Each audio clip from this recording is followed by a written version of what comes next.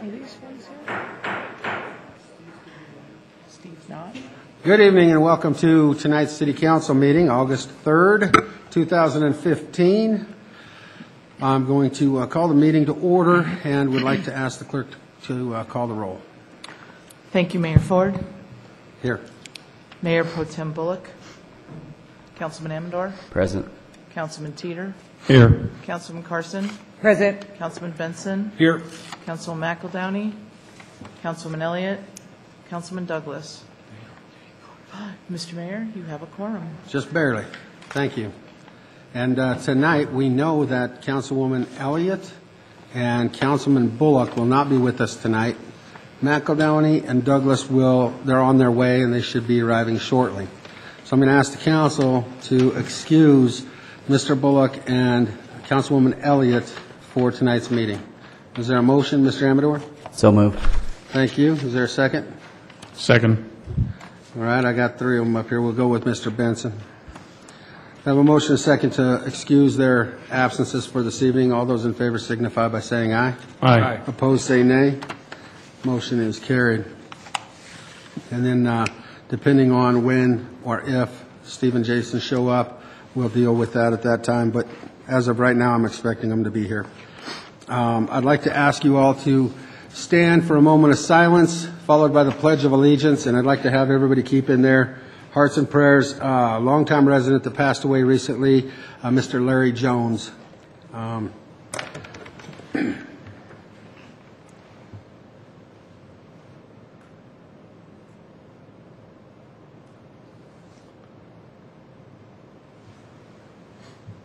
pledge allegiance to the flag of the United States of America and to the republic for which it stands, one nation, under God, indivisible, with liberty and justice for all.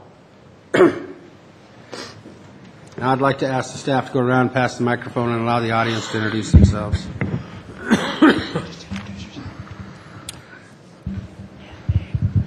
I'm John Negri. Sonia Negri.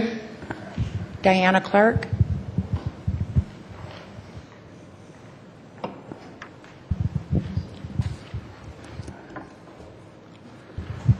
Betty Thomas.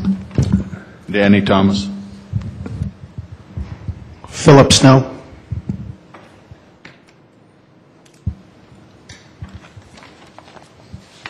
Michelle Claymore, Economic Development. Cheryl Karstens, Finance. Doug Heineman with Information Technology. I'm Danielle Yearsley with the 2K program team.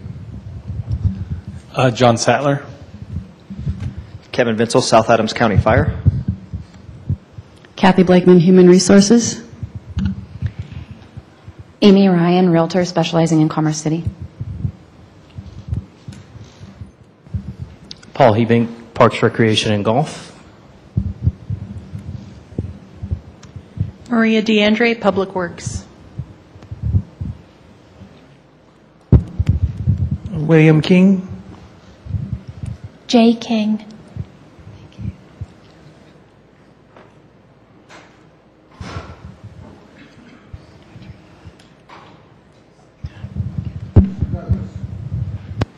Nice of you to join us this evening. Now we're down just one.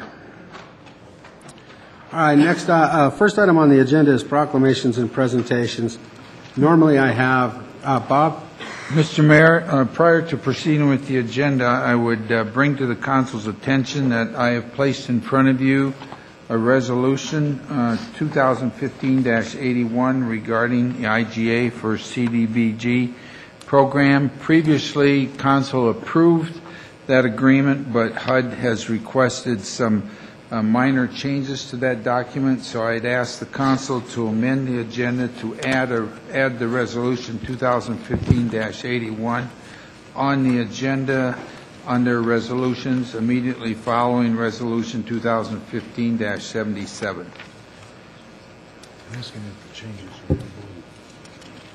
What would you like to know, Jim? Oh, the changes, I guess, are in blue? Yes. Okay. All right, so it'll go right after Resolution 2015-77. All right. Thank you, Bob. Yes. I need a motion to amend the agenda to allow for the resolution on the Development Block Grant Program to be heard on the agenda right after Resolution 2015-77. Mr. Amador? So move. Mr. Teeter? Second. I have a motion is second. All those in favor signify by saying aye. Aye. Opposed, say nay. Motion's carried. The agenda has been amended. All right. Normally, I would have Bob Gaylor read the proclamation, but tonight I'm not going to because it's about employee appreciation, and he's an employee of this city, and I'd like to ask all city employees to come up to the podium, please.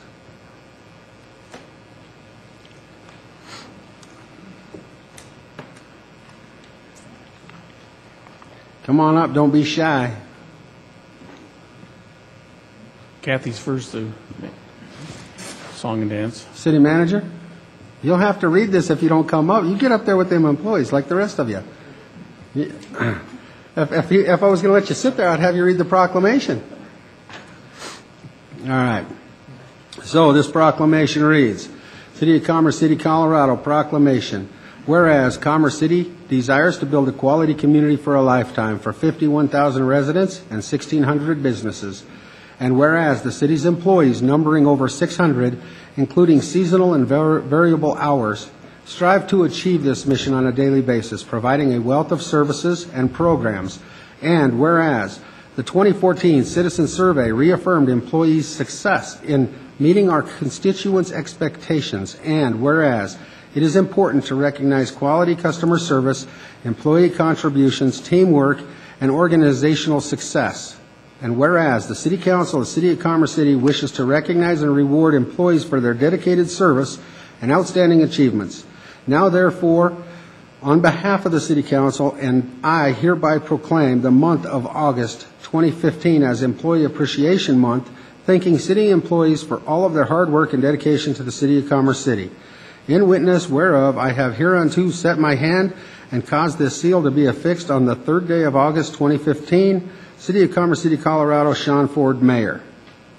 So before I ask for a motion, I would just like to say thank you, not just to those of you before me, but to every employee in every department, from janitor on up to police officer, you name it. All of our employees are important. We expect them to provide a service to our residents of this community. You're doing a great job. Would just want to see the city continue to grow in a quality manner so we can continue to provide and increase services for our entire residency here within the city. And we're doing a great job with the 2K stuff, the pool opening up, more services coming online. Can't wait to see the rec center.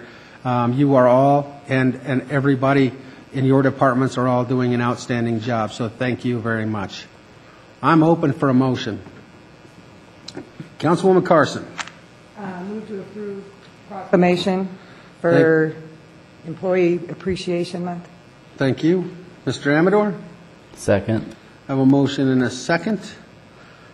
All those in favor signify by saying aye. Aye. Opposed, say nay. Motion is carried. Now, if any of you have anything you would like to say before we go down, now's the chance for you to do that. Mr. Douglas? Oh, yes. I just want to tell everyone thank you for all the work they've done. I've been on council for 4 years now, and I've met with every single one of you, and I can say that I have tremendous support for you with this council, and going forward, I think you guys are doing a great job. Councilwoman Carson. I also just want to take a minute and thank all of you.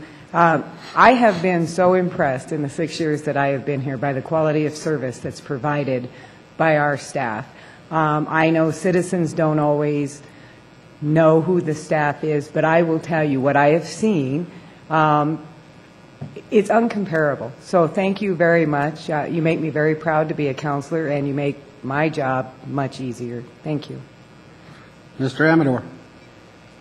I'd just like to echo that, but I know that since I've been on council, there have been some policy changes, some management changes, procurement, whatever that looks like, and sometimes change is difficult.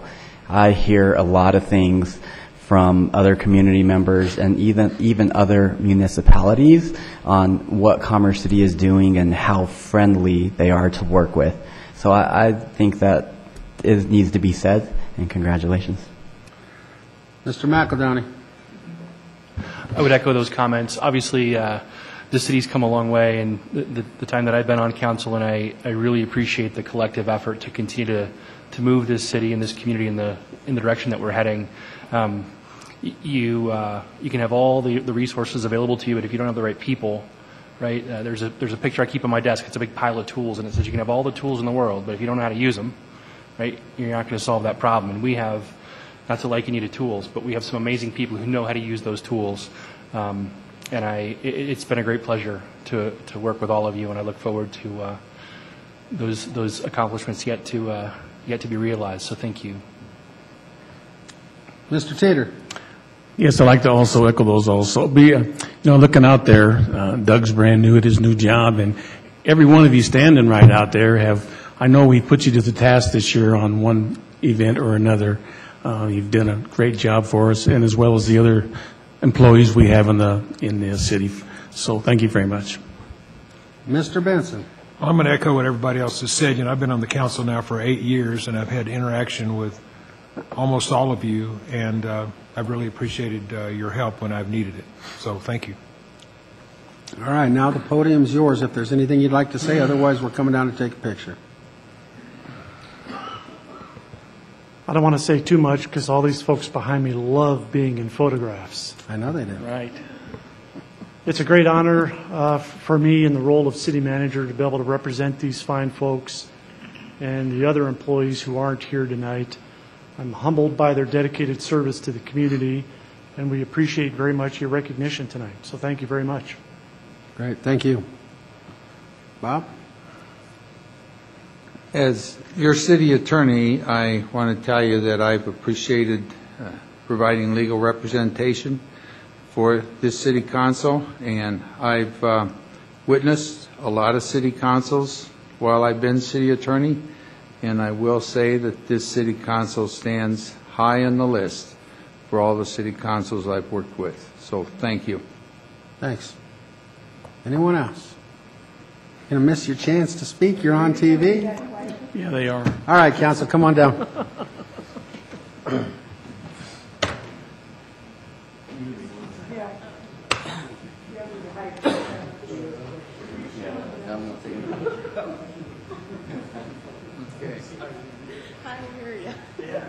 I am pretty quick.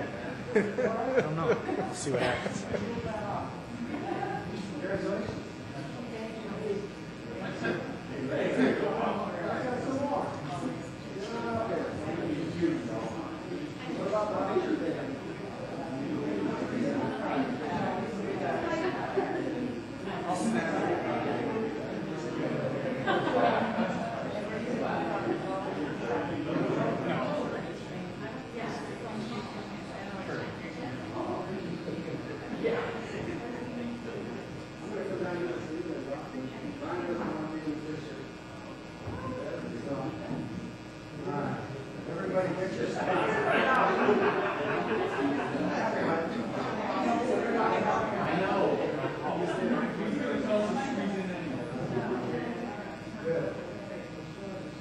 Maria, you want to come to the podium?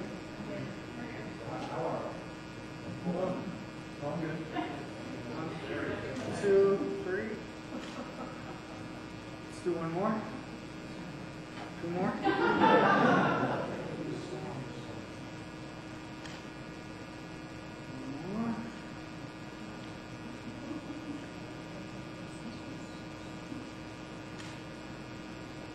Perfect. Thank you.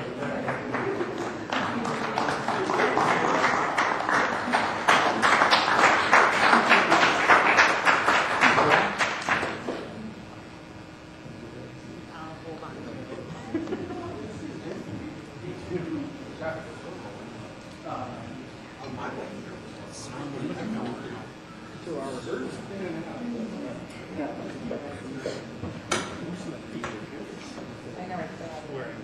What's that? Yeah, I didn't know if you were going to be leaving or not.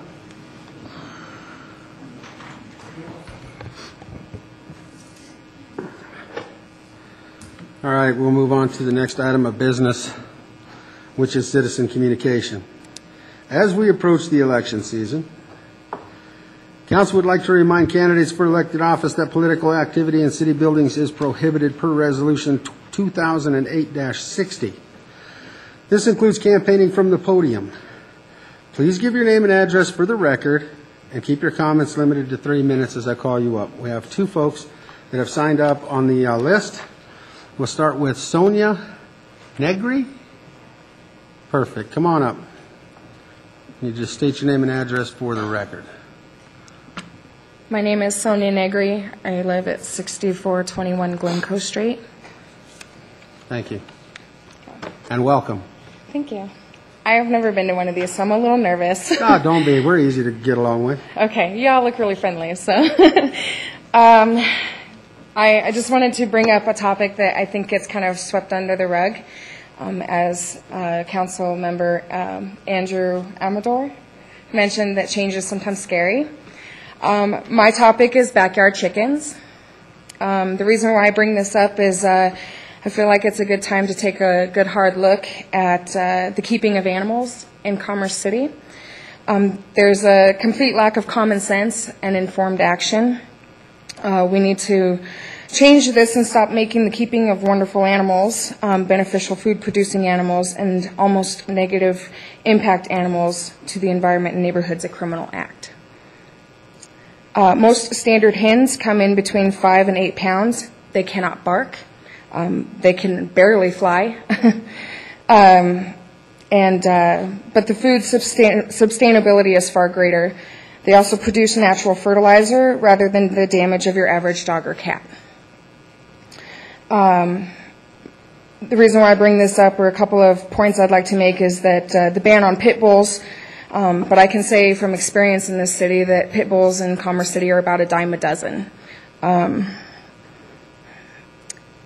Chickens don't inflict any harm, so that's kind of where I'm at with this. I believe that there are more serious offenses in the city, and that worrying about a few chickens is not necessarily irrelevant, but maybe it could be changed. And people's ability to sustain producing their own food, that would be like saying something along the lines of you can't grow your own vegetables or fruit. And again, another harmless act that many people take pride in. I believe that chickens are right up there with it. There are a lot of other cities and other municipalities that welcome ordinances for backyard chickens. A few of them would be Denver, Aurora, Brighton, Arvada, just a few. Very common cities, very populated cities that welcome backyard chickens and backyard homesteading, goats, gardens, those kinds of things. I know that the argument would be residential complaints. The majority complaints would be those maybe in violation of keeping a rooster rather than a hen. Understandably so. We're not asking to keep roosters. We would like to keep hens. There are some cities that benefit from the generation of revenue. That being said, things like permitting, so that an annual fee is paid.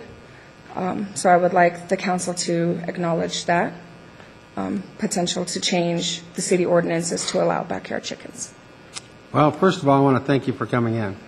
I'm going to give the entire council a chance to comment.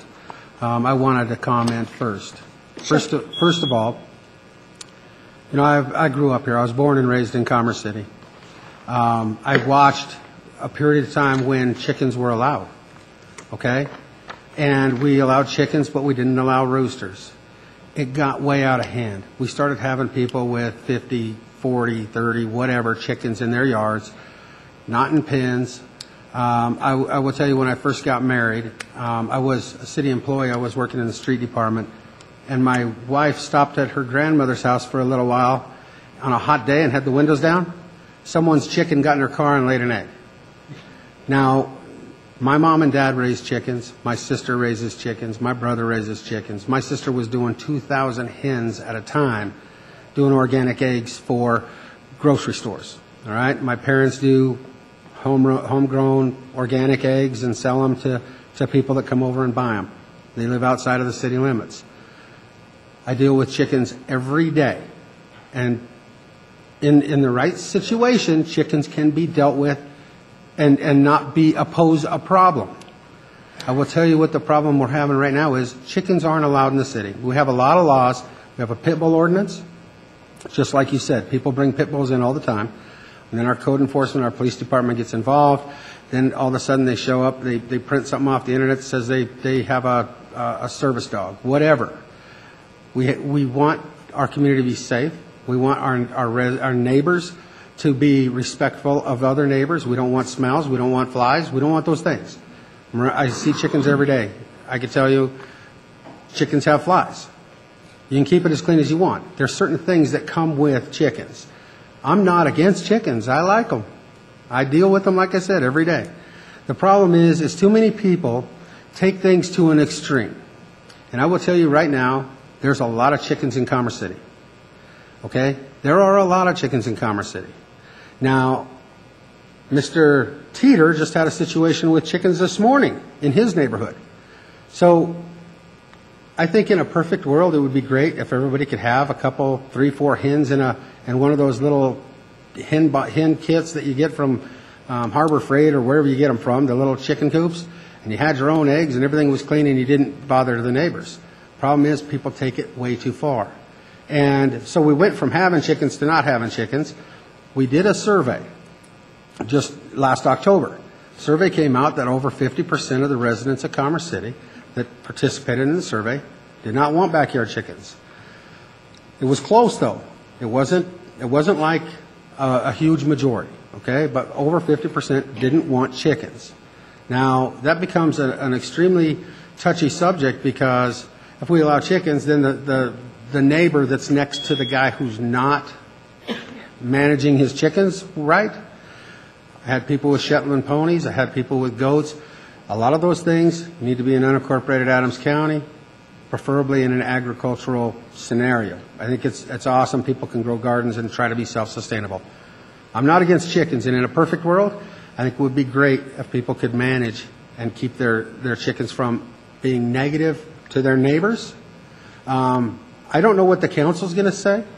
It's up to a council. I'm only one of 9 people, but I would tell you right now, before I would vote to allow chickens again, I would say it needs to go through a petition process and go on a ballot and let the people of this community decide, because after having the survey, the majority of the people that we surveyed did not want chickens. But that's an option that you all have. And I want to lay that out there, okay? But just so you know, I'm not opposed to chickens. I am very much in favor of quality of life of all of the residents of this community. So, you know, in the best world, everybody could have what they wanted, but things get to be imposing on other people. You may be the perfect people to have chickens in a city and sustainable and grow your own eggs, but doesn't mean the next guy's going to be, and that's the problem. There are perfect pit bull owners out there that have great dogs that deserve and should be allowed to be in this city. The problem is the ones who don't take care of that dog, who make it mean, and then we have a problem and an issue. So I'm going to open it up to the council to respond. My suggestion would be to have our staff look into it again, potentially bring it to a study session, and I would still stand behind the fact that I think it should go through a petition process to be put on the ballot if you so desire. Because right now we don't have 50% of our population that wants chickens. It's just my opinion. I really appreciate you coming in tonight. This is what this room's for. I'm going to start out with Mr. Benson. Thank you. You know, as the mayor points out, once you start doing that, you open up the door for, you say, well, you can have 4 chickens. Pretty soon somebody's got 8, and then they've got 50, whatever, chickens running all over the place. And as far as keeping chickens in a cage, how would you like to be in a cage all your life? I'm not going to do that to any animal except maybe a rat. Keep a chicken in a cage all of its life to lay eggs so that you can eat eggs that you can buy at the store. I'm not going to do that to an animal. And once you get chickens, what happens when somebody wants to have a goat, a sheep, a horse, a pig, for God's sake, cattle? What prevents somebody coming in and wanting something like that? Well, they got chickens over here. They got chickens running all over their yard. Why can't we have a goat over here so we can get goat milk? Why can't we have some pigs so we can make our own ham or something? I mean, you're talking about livestock, and that's not what a city lot is for. Buy a property that's zoned agricultural if that's what you want to do. There are places to raise livestock, and one of our city lots is not one of them. And I would agree with the mayor. You can go out and get enough signatures to put an issue on the ballot so that the people of Commerce City vote on it. If people of Commerce City vote yes, then you have what you want. But go out and do some work if you really believe in this. I've done it a couple of times, gotten the signatures necessary, excuse me, to put something on the ballot. If you're serious about it, maybe the city attorney can help you draft up a ballot issue. Go out and get some signatures of registered voters. How many registered voters would that take right now, Ms. Bauer? I don't know that answer. I would have to contact the county. That's a fluctuating number from day to day. So I don't know. Probably about 1,500, I would say, maybe 1,600, 1,700. That's Again, about what I know. would project. But that takes some time. Walking around on nights and weekends, I've done it before, twice. I've gotten things on the ballot, 3 times actually. If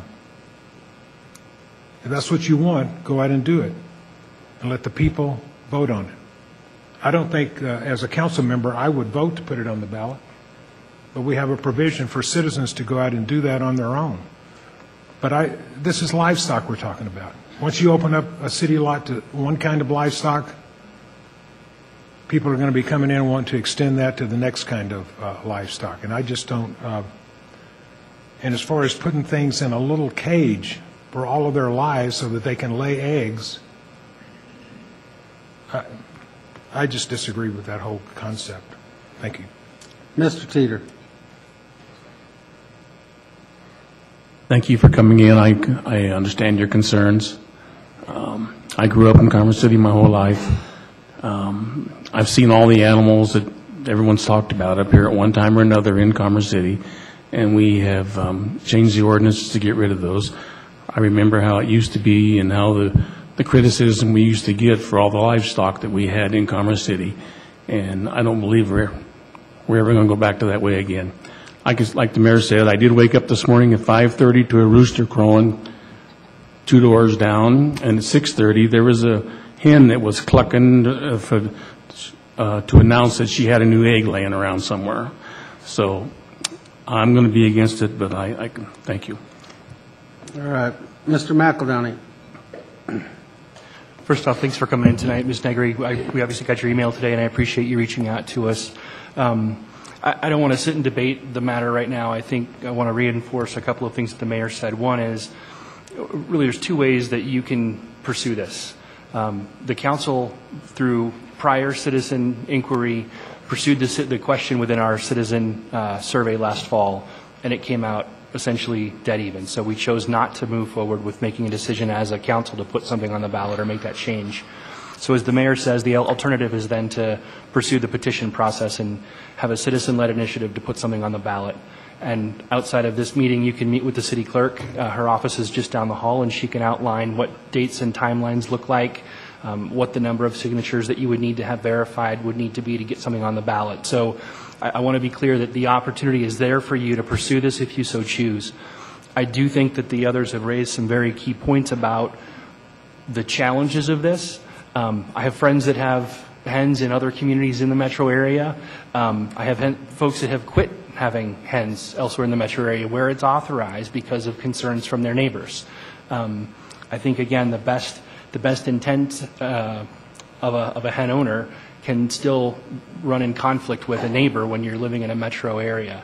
One of the biggest things that we have our police department dealing with today are complaints about dogs barking and incidents of that nature. And I was just thinking about your note on the way down tonight and thinking about the fences in many parts of our community where the fences aren't very high. You have dogs in the backyard. Dogs see a hen. I can imagine how many dogs are going to be over a fence dealing with a hen. And so those are the kinds of conflicts that we have to be thinking about when we look at something from a community-wide perspective. It may be perfect in one person's yard or another yard or one neighborhood versus another neighborhood.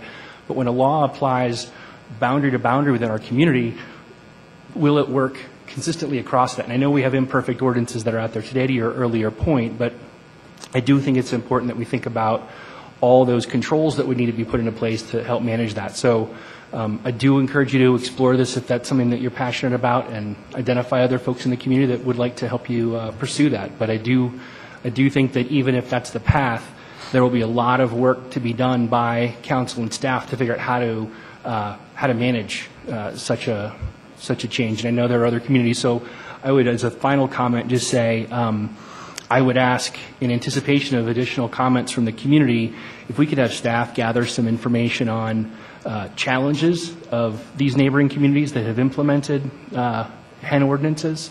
I think even Highlands Ranch, for example, has authorized hens as of this point. So I think it's important for us to get some quantifiable information on what other communities might be dealing with to help us weigh whether or not this is something that makes sense. Would staff or would council be okay with that request of staff? Fine with me. Okay, thanks. Councilwoman Carson. Ms. Negre, thank you for coming in. As Mr. McEldowney has pointed out, I think it's very appropriate that we as counselors get more information from other jurisdictions that have chickens, and we can take a better look. It was put on that survey. It was just about a tie. There's a lot of questions I still have for myself if we move forward to this. So getting those questions answered would be very helpful to me to know which direction I would want to pursue. But I would also say that while you're pursuing that, if I have these questions, I would say at least 50% of the community would also have these questions. When you are standing here asking to be able to have chickens, I don't know what the standard number is a family would want, whether they'd want 2 chickens or 12. As Mr. Benson talked about putting them in cages, are you talking about free-roaming chickens, or are you talking about caged chickens? I don't really even know how many chickens or eggs you would expect to get on a daily basis for your family. I don't know if any community has. I know we hear all about community gardens. I don't know if there's such a thing as a community chicken coop. But I have a lot of questions. I'm very open to the idea because I do know that there's a lot of people very interested in this, but I would like to see impacts on other communities, positive and negative. But thank you for coming. Okay, thank you. Mr. Amador. Thank you, Sonia, for attending tonight, this Citizens Communications. I would have to agree with the mayor and some of the council here. We know that we just announced Commerce City is over 51,000 population, and we have just doubled our population in the last 10 years. So we've gone from this agriculture kind of municipality to more of a small city at this point. As a counselor, I'm only one vote, and so for me the question is to cluck or not to cluck, right? And what do I do here? I believe that it would be based on the survey that was put out there to try to gather a petition and see if you can get it on the ballot. I do know that there are chickens in the city as well, and there are responsible owners, and for me, I wouldn't be one of those people to turn someone in unless it became a nuisance, and I think that's the balance that we're trying to find at this point. So for me, I would just like to say, if you really do feel passionate about it, that we could possibly look at putting it on the balance for the residents to vote. So thank you for coming in. Mr. Douglas. Yes, thank you, Sonia. I did receive your email. And not to repeat what everyone said, I listened to in great detail of what everyone has said. And I know as a city, before we grew up north area, there's a lot of homes down here have huge, big backyards, big, where that type of activity was allowed. But as our city grows, there's a lot of homes that have really small yards. My brother-in-law actually raises chickens in South Dakota, but he lives out on a farm, and he goes out there. It's a huge duty, and they are free range chickens. It's a lot of work. But as far as we go now forward in our city, I also have people talking about bees as well. Bees are dying around our country, and people want honey. And you'll see honey. You'll see people who want bees in their backyard as well. So, and that was in a survey as well last year. We did talk about this in the study session last year. And that was the conclusion, not to go forward and put on the ballot. So this is constantly coming up about having chickens and all, and how far do you take that? We had a Rancho La Barrio had a grocery store here, and they wanted to do the slaughter of chickens right there inside the facility. Well, that wasn't allowed based on the smell and everything. So we've come a long ways, and not to say I commend you for coming forward to us and asking us to look at this. So I agree. If you want something like this, you have to go out and get a petition started and go through the whole process. And there is a timeline involved in this, and I'm sure it's coming up where certain things can be put in a ballot. So just be aware that there's a timeline as far as this year's ballot. So what I hear is that, first of all, we're going to have our staff get us some statistics so we can look at the numbers again. But I would tell you our staff is available to make sure you have everything you need to go out and pass a petition if that's what you would like to do. But right now, because we don't have an overwhelming support to have chickens in backyards in Commerce City, that's the direction that I would have you leave here with. But we will get more information. You are more than welcome to stay in contact with us. I understand your desire. My whole family had the same desire. All of them moved into unincorporated areas to be able. They were all raised here. They wanted to have organic, grow their own vegetables, have their own eggs, and a beef if they wanted to. So, to each his own. You have your hobbies or desires, and I would respect you pursuing that. Just given the scenario of where our community is at right now with the desire to have chickens, I just don't think that there's a majority that wants that, and I have to represent everybody. So thank you very much for coming in today. Mr. Ford, can I say one more thing just real quick, please? Yeah, go ahead. Do you mind? Go ahead. I don't want to cause any problems. When you talk about the lack of support in this particular issue, out of the residents here, can you stand up if you support backyard chickens? I brought people with me who feel just as passionately as I do about this, who are responsible owners, pet owners. And so I would urge the council for Commerce City to look into the information that neighboring cities much larger than ours who are able to more or less juggle this particular situation. And that's exactly what we're doing. The staff's going to give us that information, and if we determine that there's overwhelming support for chickens, then we'll take and relook at it and see what's happening, good and bad, in other communities that allow it. But it's because you came in that we're going to look at the information. Yep. And that's going to be helpful to us, and it may not mean that it's not going to happen or going to happen. Yep. It's just let you know we're going to get additional information. But right now, based on the statistics that this council has, it's not, from the statistics we have, it's not overwhelming. And I know there are several people. I would tell you right now, my own daughter would stand up in that audience with you right now because she wants to have backyard chickens. And she wants to have them at my home. And right now I can't allow that. But someday maybe she can have chickens. But that's up to this community to decide, not just to have us go, yes, because this is one of those issues that we'll make more than 50% of our residents mad if we allow chickens. We'll make 40-some% of them happy because we will. It's a horrible position to put this council in. That's why I said there is a process to put something on the ballot. And I would encourage you to pursue that process if that's your desire. We'll look at it from a council perspective, see if there's new information. But as far as that goes, you're welcome to come here anytime. I'm really glad you came in and got to talk with us. And again, you're more than welcome to contact us at any time. So thank you for being here this evening. Thank you. Oh, you have one more thing, Mr. Benson. Well, I just want to reiterate what the mayor said.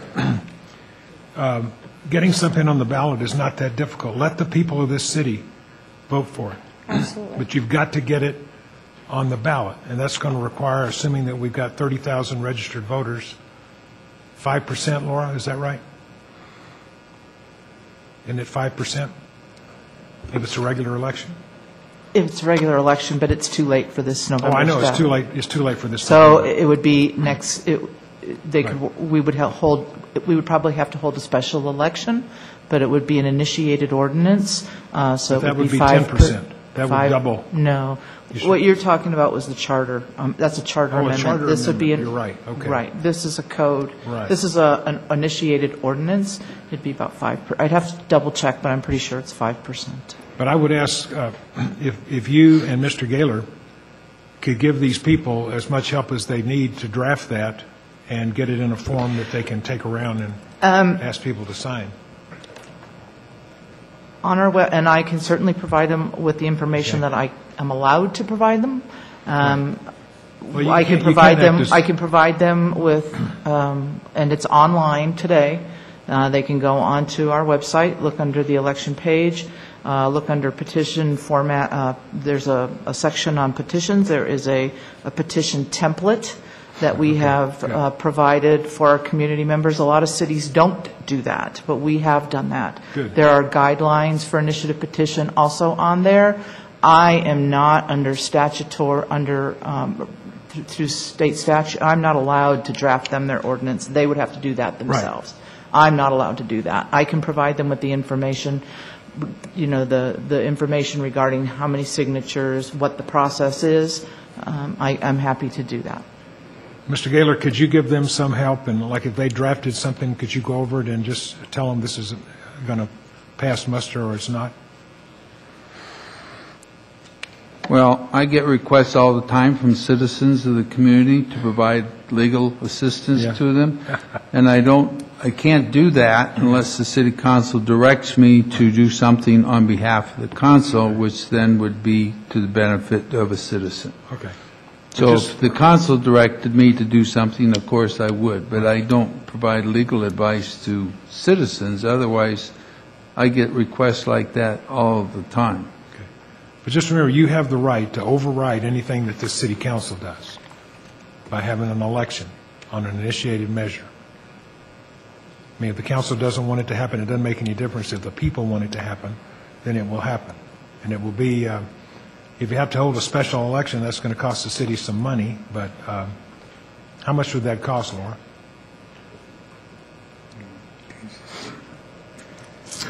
I can't say at this time. We would have to, it would depend, number one, if it was going to be a polling place election, if it was going to be a mail ballot election. I would encourage this council, if we were going to have a special election, to hold a mail ballot election. It would be a little cheaper, but it would be probably in the vicinity of around $20,000 at least.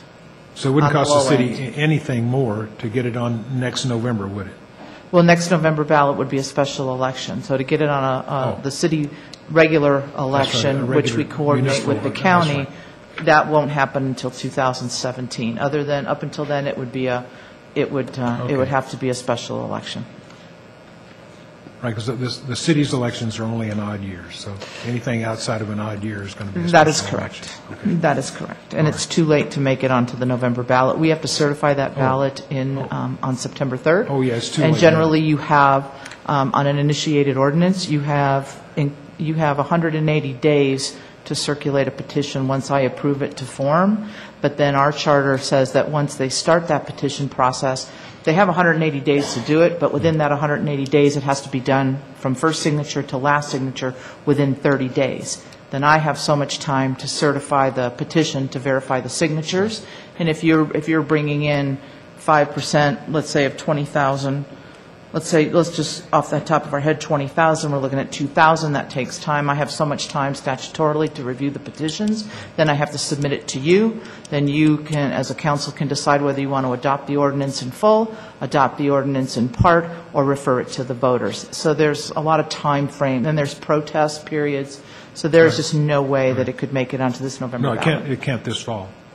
But I appreciate you all coming here. It's just that there are ways to get around whatever this council wants to do, and that's the way to do it. Okay. Okay. Thank you very much. Have a good day. All right, next I'll call up Philip Snow.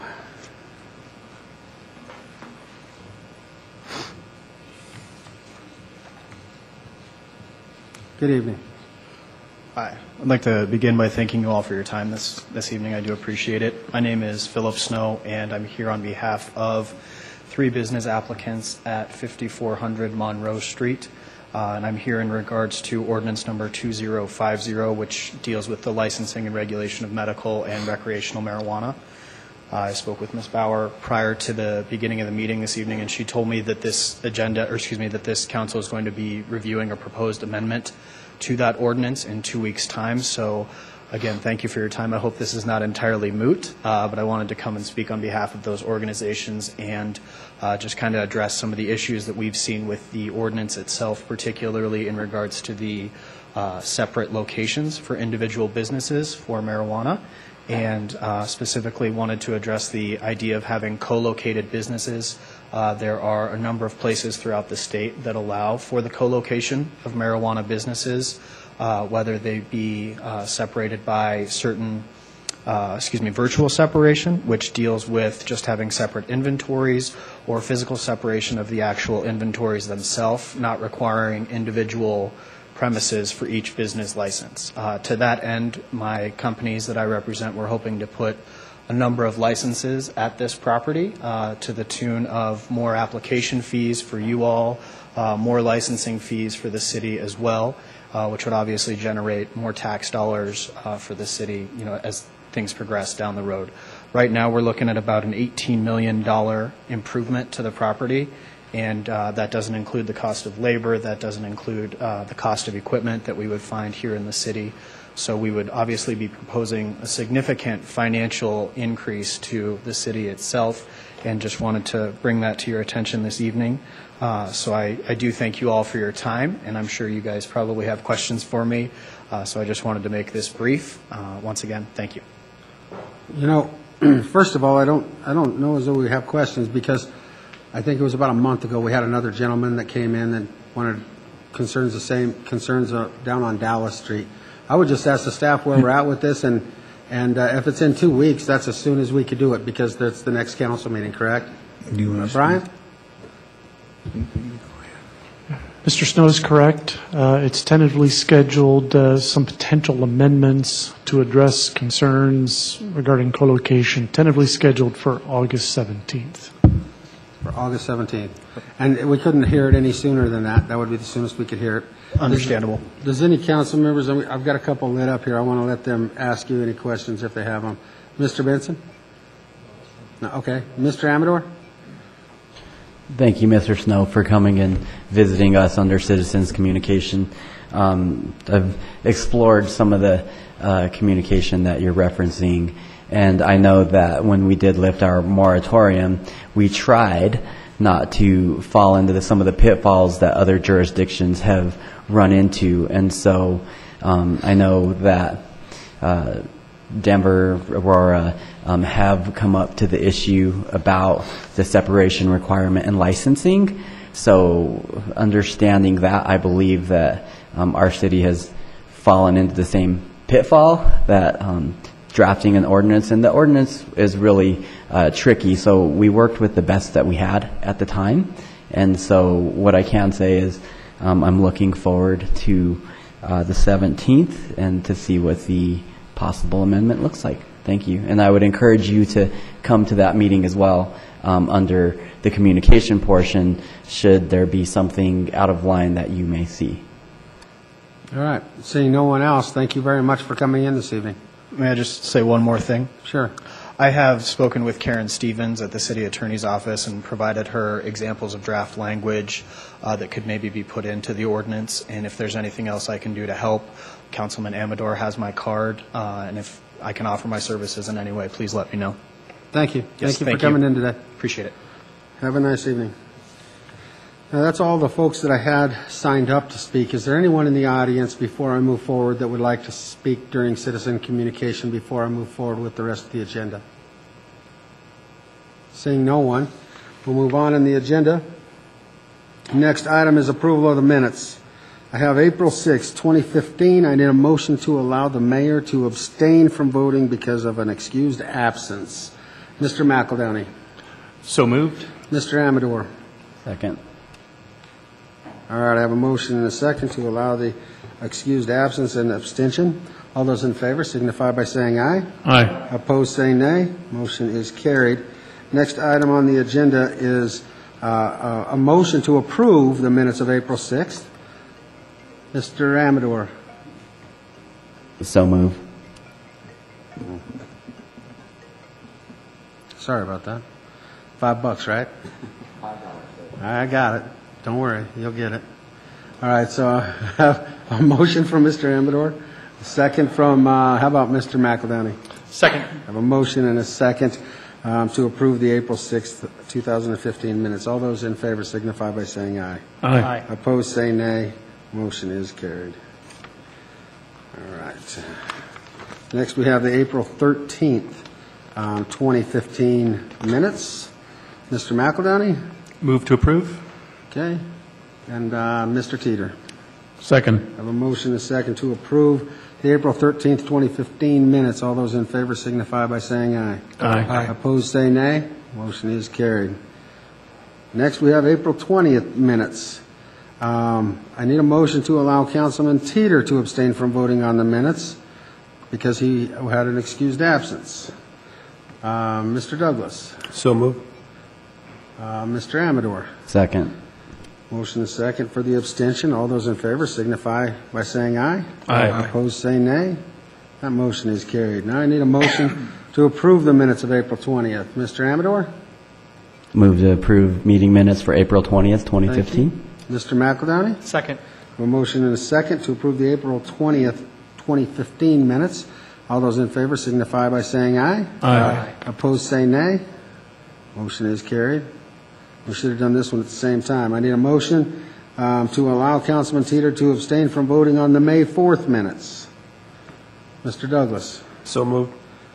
Mr. McEldowney. Second. A motion and a second to allow for an abstention of Mr. Teeter on May 4th, 2015 minutes. All those in favor signify by saying aye. Aye. Opposed, say nay. Motion is carried. Now we need to take care of the minutes of May 4th. Mr. McEldowney. Move to approve. Okay, Mr. Amador. Second. I have a motion and a second to approve the May 4th, 2015 minutes. All those in favor signify by saying aye. Aye. Opposed, say nay. Motion is carried. Now I have the June 29th, 2015 minutes. I'm open for a motion to approve the minutes. Mr. Amador. So move. Mr. Teeter. Second.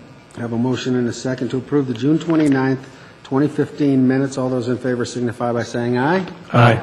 Opposed, say nay. Motion's carried. I think we're through the minutes.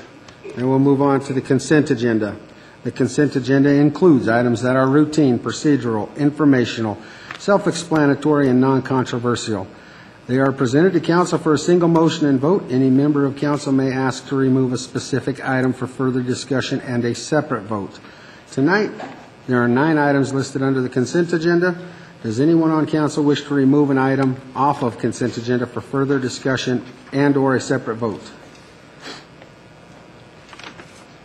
Nobody? Just want to make sure. You have one? Mr. McEldowney. I believe we were looking at taking ordinance 2060 off for discussion. Is that correct? Am I? And which one is that? That's the ordinance regarding construction defects. We weren't going to, but if you want to, you can. I know there's folks here in the audience. I thought we had folks here that might want to speak to that. I didn't know if we wanted to give them an opportunity to do so.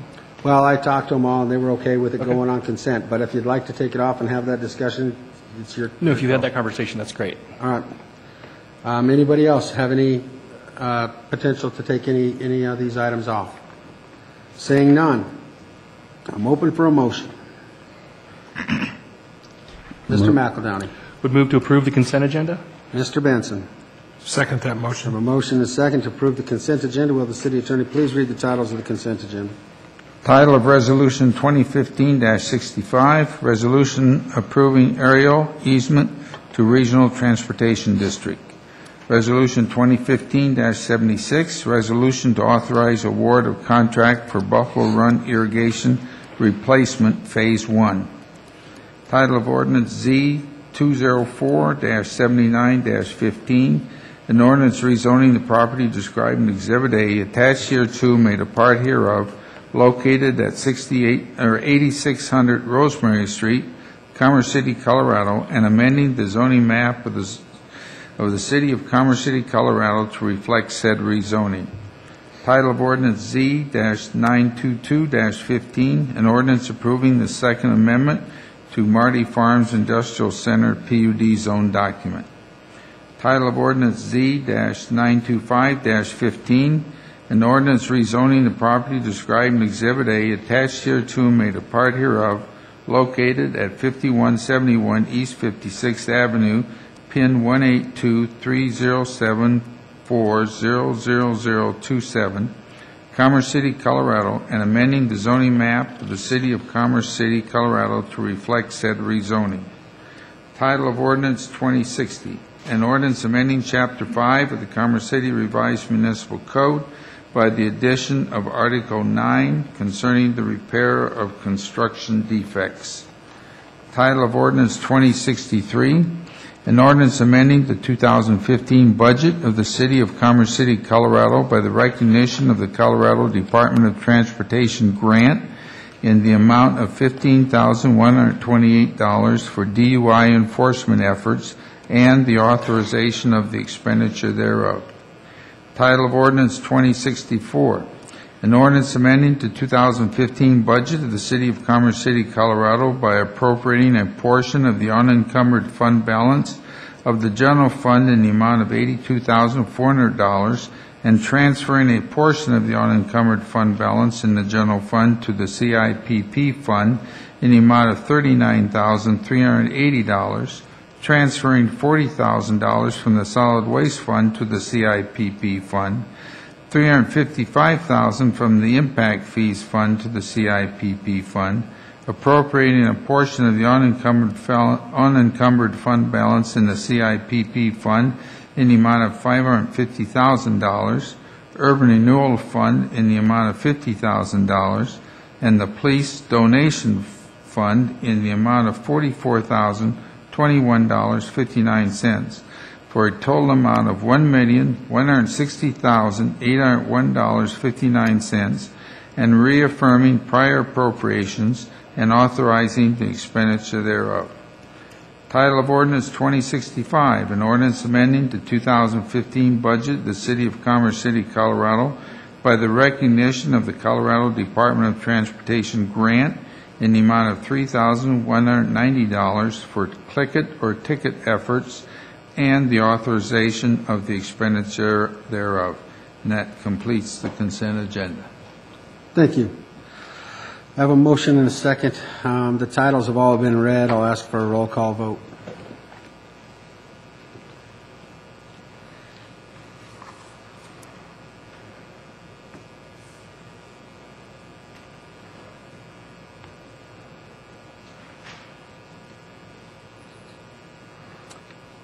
All right, for the record, 7 in favor, 0 opposed. The consent agenda has been approved unanimously by the council this evening.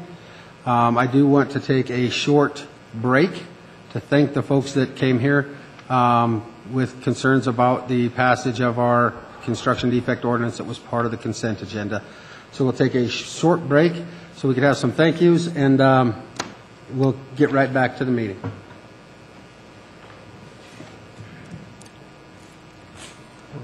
Right down here.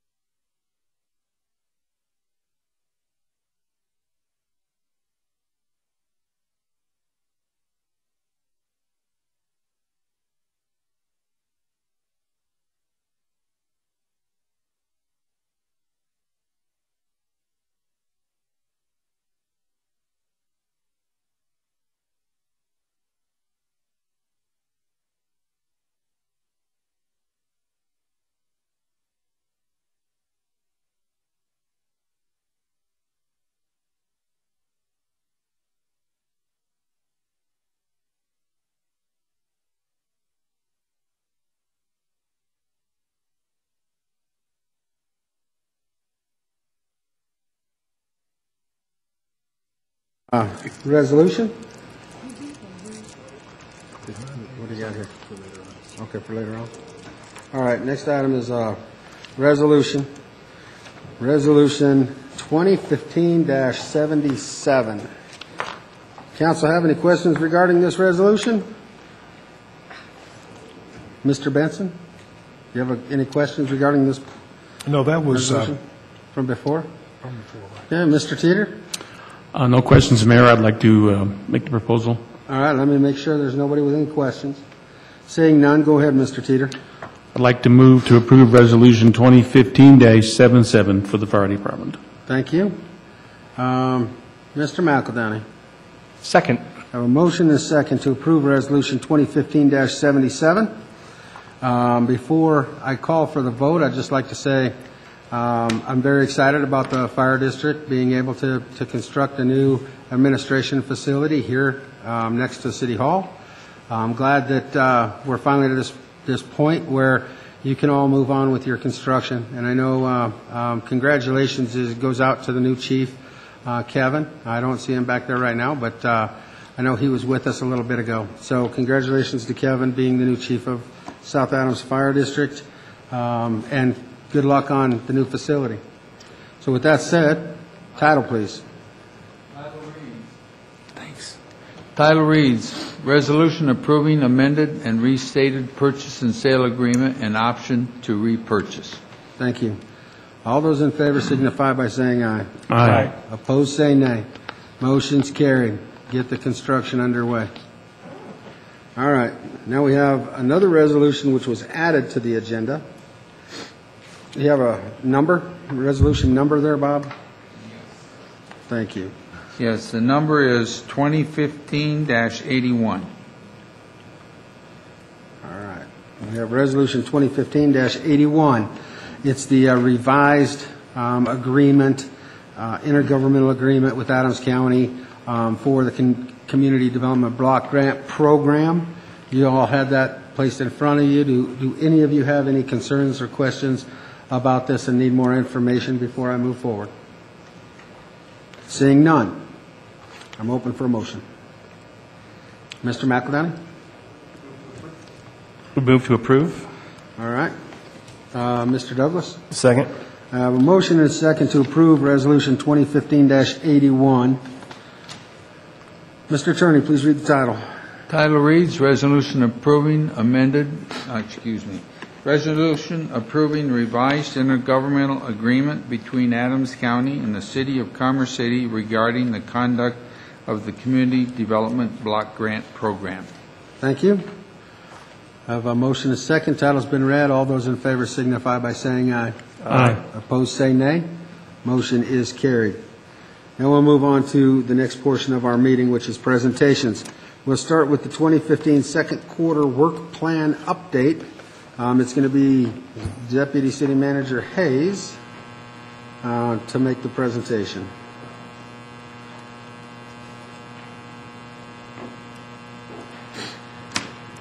Thank you, Mayor and members of council.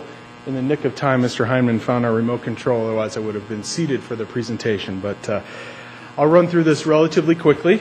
We've got this information in your packet in great detail. And of course, some of the department directors are here to answer some of the specific questions you may have. Just as a reminder, the work plan updates are taking a little different approach than we did in previous years. This is the second time we've done an update with this format.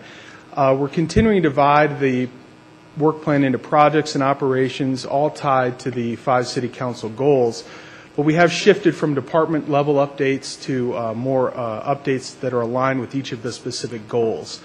We've also got Mr. Hergenrader here to follow me, which will have a lot more details about the capital improvement program, which is related to Goal 3, but there are definitely a lot of highlights that we've done on the work plan that are related to that are outside of the capital projects. Also, some of the data that you'll see is tracked annually, and a Q4 report will include much more information, which you'll be receiving next February.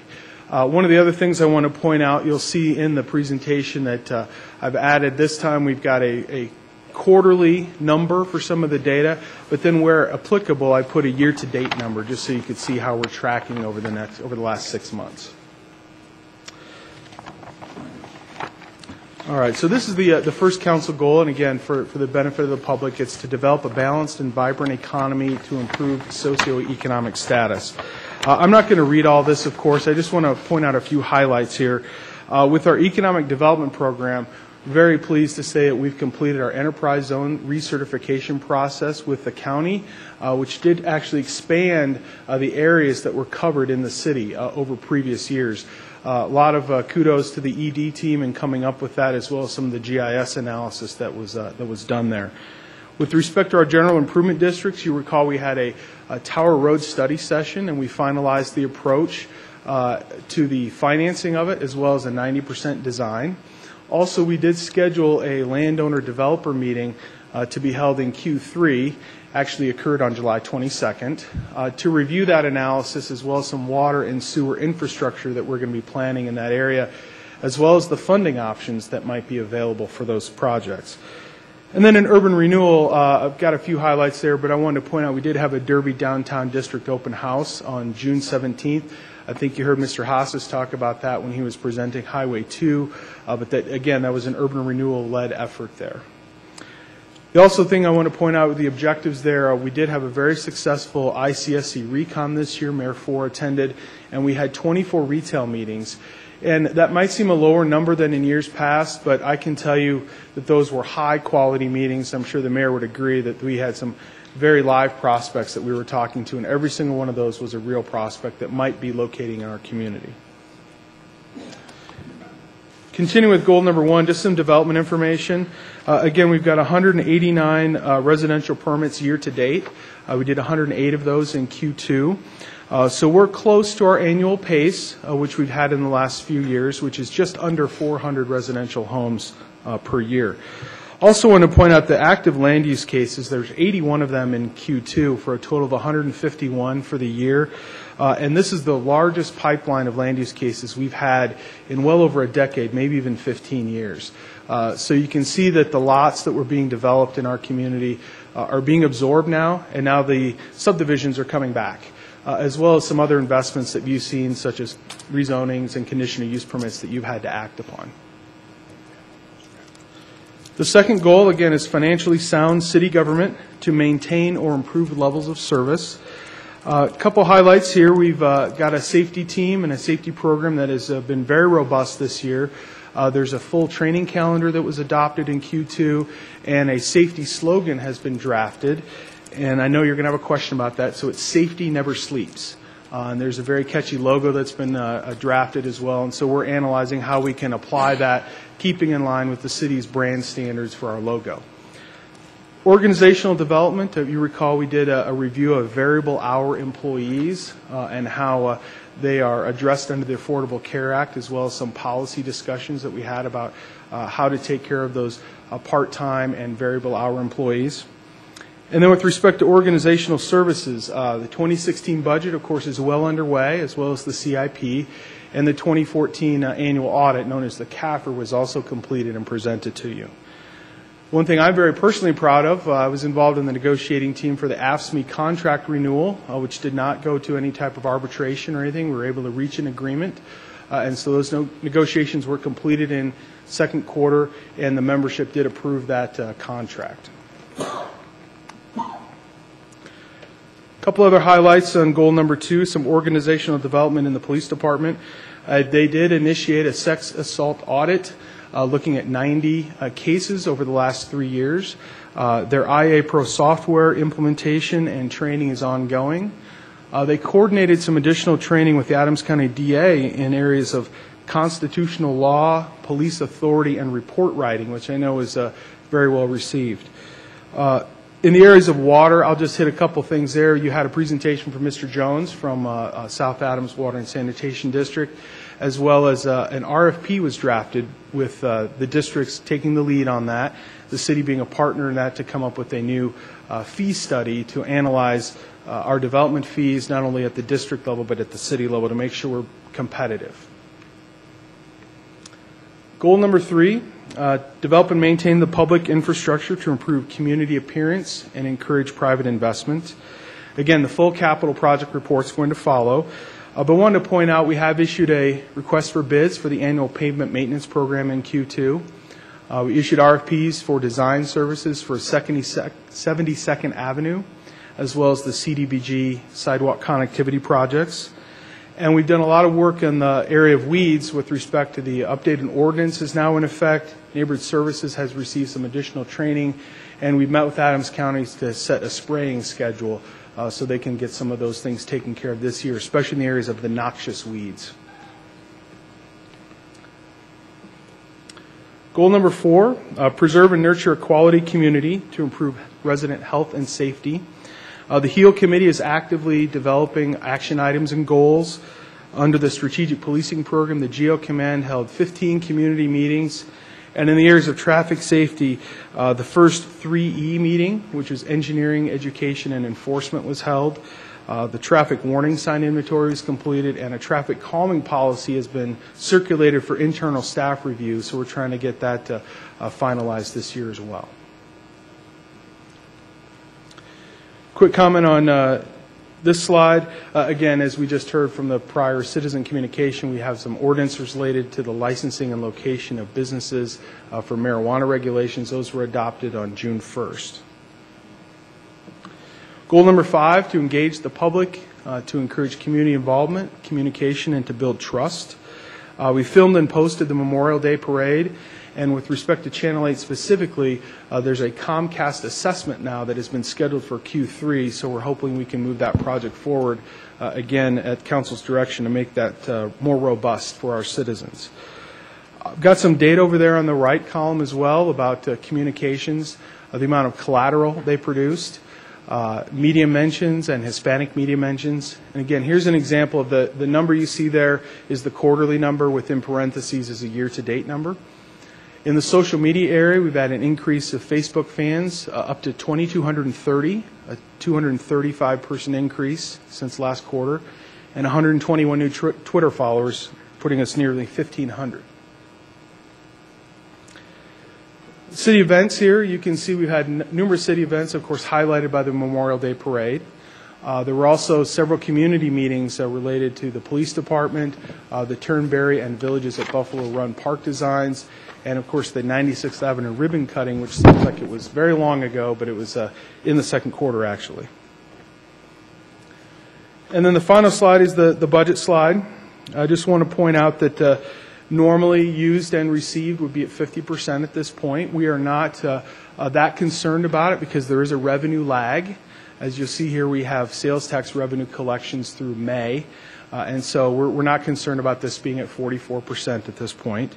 Nearly $17.13 million revenue through Q2 came from sales and use tax, non-2K, and property tax is the second highest source of revenues, accounting for $1.87 million.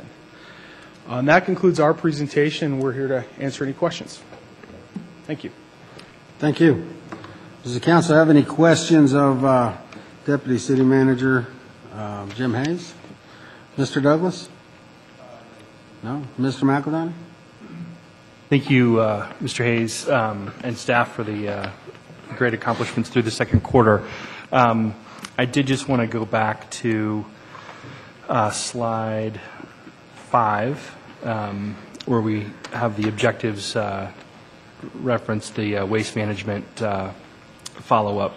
Do we have any ad hoc comments by chance on where we stand with regard to any further dialogue with waste management? I know we talked at a study session a few weeks back about finding some alternate ways to try and zero in on better quantification of citizen issues and citizen frustrations. I didn't know if we'd had any feedback from anybody on that yet, or where we stand. And we seem to continue to get comments in from citizens with regard to concerns.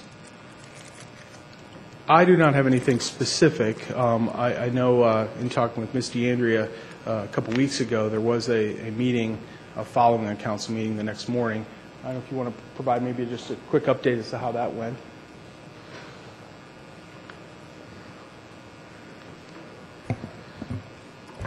Yes, thank you, Councilmember McEldowney. We did meet several weeks ago, or a couple weeks ago now, with waste management staff, and we have put a schedule and process to address some of those issues. So although you might not see that coming yet. We are addressing those on more of a systemic basis, Okay. so that the number of calls and individual issues with residents is reducing. But we're trying to work on those larger levels. Okay. And we'll follow up with you as to the outcomes of those within the next probably couple of weeks here. Okay, I appreciate it. Thank you. Mr. McEldowney, I can tell you, I did have the chance, me and Mr. Teeter, to meet with, after the golf tournament for the county, we met with Scott Hutchings from Waste Management, talked to him about some of the concerns we were running into, people using their trash containers or their recycled containers for trash. Primarily, big concern with the large item pickups. And so asked him that we could get some better education, better planning, make sure that we're getting them picked up instead of letting it sit on the curb for 2 weeks. So I did give him, with Mr. Teeter, some pretty good information about where we're frustrated. He did tell me that we're going to be having a meeting that following week, which is, I'm sure, the meeting you're talking about. But we continue to stay on top of it. I hope that between staff and Waste Management, we can curtail the number of complaints that we're receiving. So I think we are not letting it just sit on the sideline. And I appreciate it. I think one of the concerns, and we talked about this a few weeks ago, is that we may not have a full picture of the concern out there. We're getting the numbers as reported by Waste Management or the numbers that trickle through us or staff directly. And one of the things that we've seen in terms of the some of the testimonials, if you will, that we've gotten from citizens directly to us has been the inconsistency with which they've been handled by the Waste Management Customer Service Center, the inaccuracy of information relative to the contract that we've negotiated with Waste Management. And so those are some areas that I'll be looking for updates on, hopefully when we hear back from staff here in a couple of weeks, to understand if and to what extent Waste Management is changing any of their approaches to better meet our expectations in terms of the level of service, because to date it hasn't been consistent and it hasn't met with what I believe all of us expected when we chose to re-enter an agreement with Waste Management. We just continue to have this difference in service from a company that was our provider up to the point of the agreement being re-executed, and that service continuing to, we see the same trucks, but we see a different level of service as if it's a different company. And so I'm hopeful that Waste Management is recognizing the need to step back up that level of service. So thank you. I didn't want to take too great a sidebar. Anyone else? I do have a question. I noticed on the weed, the agreement with the county. Have we fully adopted that? That agreement's done, and we have now a working relationship with the county to get on top of the weeds? We have not adopted a formal IGA with them, but we do have a working relationship, and we are setting a schedule for spraying and so forth. All right, good, because I know Mr. Murray and others are going to be asking me about it. I just want to make sure that we're informed when that IGA is approved and on the county's end, so that we're ready to go and know we can direct our citizens and residents, especially our agricultural district, which is Mr. Murray, that this service is there, and we are providing that with the county. Absolutely. Great, thank you. Anyone else? Seeing no one, thanks, Jim. All right. Next, we're going to have Scott Hergenrader come up.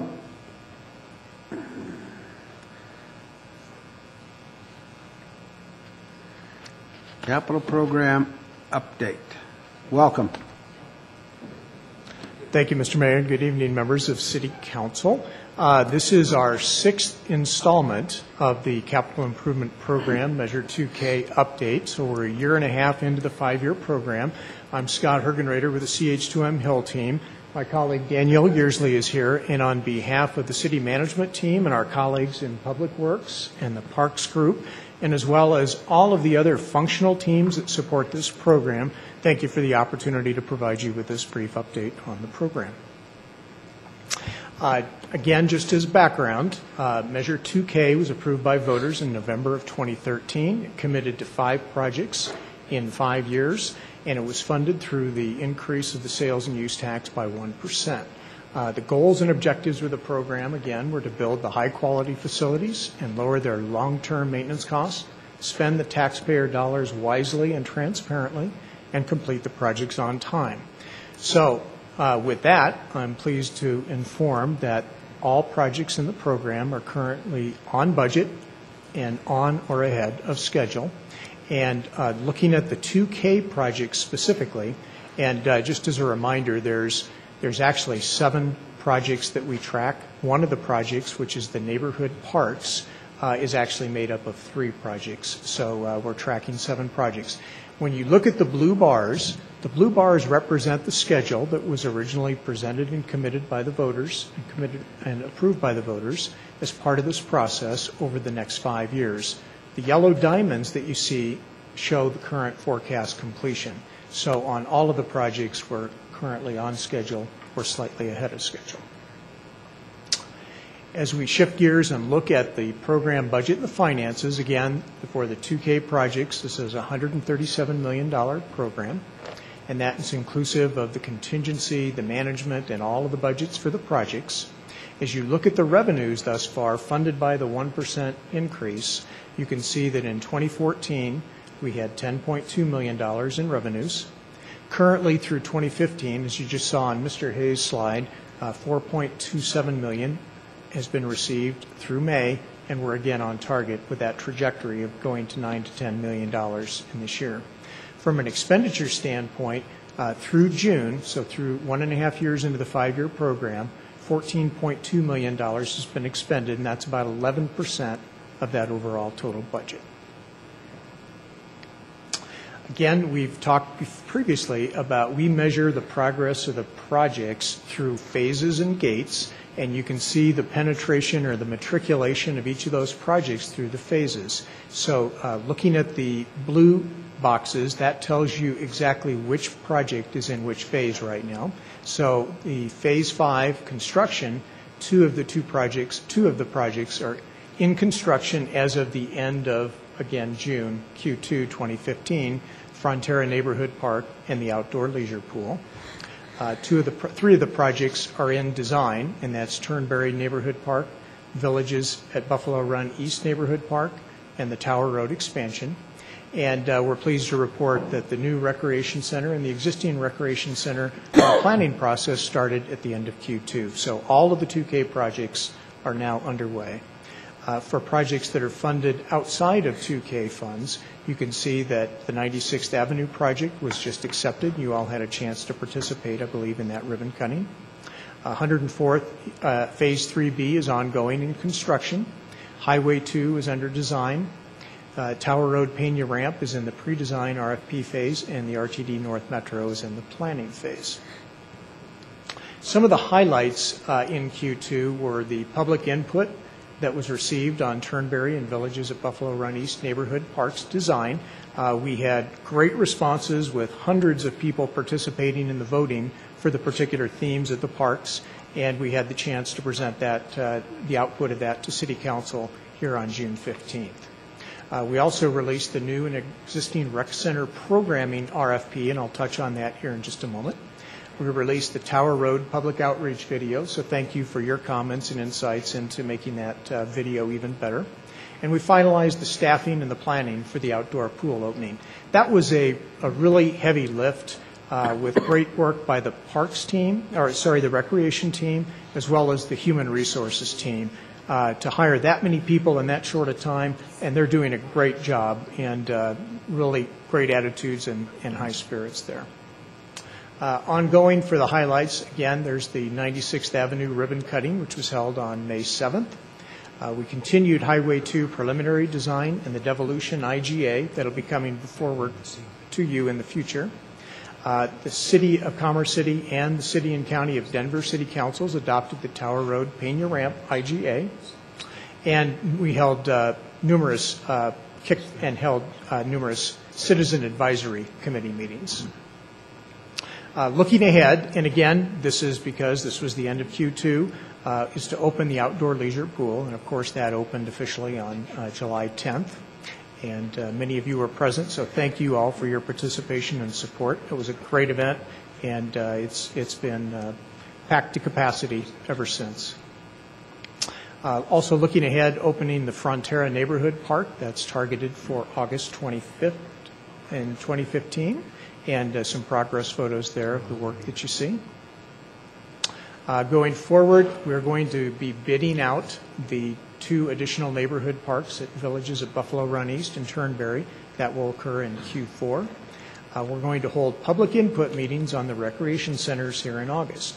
So with those specific meetings, and just to make sure all of those who may be watching here in the chambers or on TV, we have meetings scheduled for this week, Wednesday and Thursday evening. It will be held at the Recreation Center, and it'll be at 6 p.m. each night. And then next week, on Wednesday and Thursday also, on the 12th and the 13th, at the Bell Creek Center, we're going to have meetings at 7:30 p.m. and the following evening at 5:30 p.m. And all of those dates and times are all listed out on c3gov.com. So anybody who may want to look for those dates, we would really appreciate their leaning in on those new recreation and the existing recreation center programming effort. The Second Creek Infrastructure Design RFP is going out this quarter, and in fact did go out, with the bids expected to be received on August 20th. We're drafting the new recreation center design RFQ and RFP right now, and that will go out in October. We're finalizing the Tower Road design from 81st to 104th, and we've had additional and will hold additional citizen advisory committee meetings. We held one on July 15th, and we're going to hold one again here on August 17th. The Pena Tower Road ramp design RFP will be going out this quarter. The IGA with the City and County of Denver from 81st to Pena to include construction details is being progressed this quarter. The North Metro RTD station RFP will be progressed this quarter, and again, more citizen advisory committee meetings. That is really the brief summary of all that went on during Q2 2015. Our next update for Q3 will be in November, and at this time we'd like to entertain any questions that you might have. Does the council have any questions? Mr. McEldowney? No? All right, Mr. Benson? Yes, with regard to that Tower Road, Pena Boulevard off-ramp, I know that we probably are going to have cooperation from Denver, DIA. What's the status of the discussions with the FAA? Because they're the final people that have to approve this. How long do we think that's going to go on? I'm going to invite Public Works Director DeAndrea up here. All right. Councilman Benson. Thank you. Thanks, Scott. Yes, Councilmember Benson. The latest is that the agreement that we signed in April, which allocated maintenance costs for the new ramp, was approved by FAA, and they allowed us to move forward with design. So they are in agreement with the process that we're following right now. We have had several follow-up meetings with their environmental staff for DIA, as well as FAA staff have been involved in that to determine what the environmental analysis will be needed to look at the on-ramp construction. So that's our next step, is we're going to be going out for an RFP for design services for the new on-ramp, as well as the NEPA, or National Environmental Policy Act, requirements that would go along with that, because it is on federal land. Hey, how many more? It's on federal land? It is. So all of DIA land is considered federal land, and therefore it's subject to federal processes. All right. How many more times are we going to have to seek the approval of the FAA and getting their sign-off on what we agreed to? Well, probably the whole way along. So they are in agreement with our next step. How many more items do we have? Well, they would be the signatory or approver of that NEPA document, which at this point we're looking at the very lowest end, which is called a categorical exclusion, in that it's already been analyzed and evaluated through the overall Denver or Pena Boulevard process. We do have to confirm that, though, and there's various elements or resources that you look at. They would sign off, review, and approve that. And then ultimately they will be part of the review process for the design as well. And then ultimately we get from DIA a license agreement to actually construct the on-ramp on Denver, DIA, or federal land. And what's the drop-dead date for the E470 funding? It was, I believe it was 5 years from the date of approval, so it would be April of 2019. was that we were to have substantial completion of the on-ramp. April of 2019. Correct. So that's 3.5 years anyway. Is that realistic, based on what you know Yes, I now? believe it is. Right now, our plan is that we would get that consultant on board, hopefully before the end of the fall here, and that depending on how long that environmental process took, between 6 to 9 months potentially, that we'd have the design sometime completed towards the end of next year so that we could begin construction in 2017. I hope so. Anything that requires the approval of a federal agency, though. If they decide they want to drag their feet, they can really delay this thing, and if we go past 2019 and we lose, what, $4 or $5 million? Yep, and that's certainly our intent, is that we would keep them lockstep with us and moving through those steps concurrently, and that we have their approval as we move forward. I just hope I'm still alive when this happens. Thank you. All right, Councilwoman Carson? I just had a concern that we scheduled on the same night the neighborhood outreach with a public meeting. I don't think we should do those on the same night. Oh, yeah, sorry, we didn't know that, yeah. Yeah. What meeting was that, Councilwoman? It's the 13th of August, that it's public meeting number 4 at Bell Creek. Okay. All right. Thank you. We'll get back with the communications team. We thought we had triangulated against all those meetings, so thank you. And we will still have a table at the outreach for... Yes, and just one additional comment. These initial public meetings are just initial public meetings. There will be several. Do we know yet how many total public input meetings there will be for the recreation centers? There will be some additional follow-up meetings that will take place in October after we compile all the results. So this is not folks' only opportunity to provide input. Yeah, and that's a great point, because this is really the programming phase. There will also be public outreach meetings during the design phase when we actually do the design. I understand. I just don't want our citizens to have the struggle of, do I want my input here or do I want the outlet? So thank you. Thank you very much for that comment. Mr. Amador. This is more of a question for Ms. DeAndrea. Since the on-ramp at Tower Road is on federal land, are we required as a city to price the project at prevailing wage standards or wages? And you don't have to answer that. I'm just kind of putting it out there that traditionally a city would not, but because it's on federal land, would we have to? So I'm not sure if we're getting funding from the federal government or not, so I don't know. Yeah, that's one of the aspects that we're exploring right now with Denver Public Works staff as well. So our plan right now is to package the section of Tower Road widening in Denver as well as the on-ramp together because of the disadvantaged business aspects that are subject to Denver policies, the Davis-Bacon wages that are federal, all of those things. And we still need to work through exactly what would be required on this project, because it is sort of a anomaly that it's not, there's no federal dollars involved, yet it is on federal property. So we're still trying to work through that. Very good.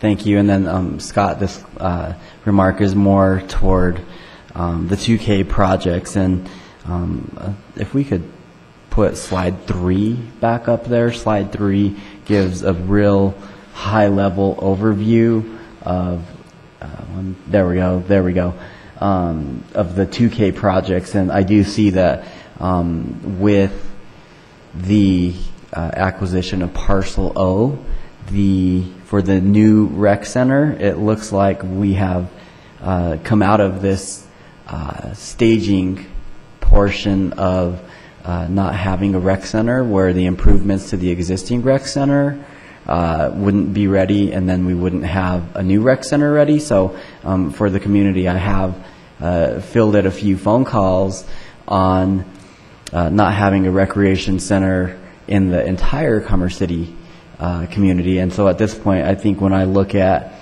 The new rec center has been moved forward to the end of 2017 for completion, and then the improvements to the existing rec center actually end up on the tail end of 2018. So that adjustment really does help both us as counselors and for our residents. I'm just pointing that out that they can see that. So thank you.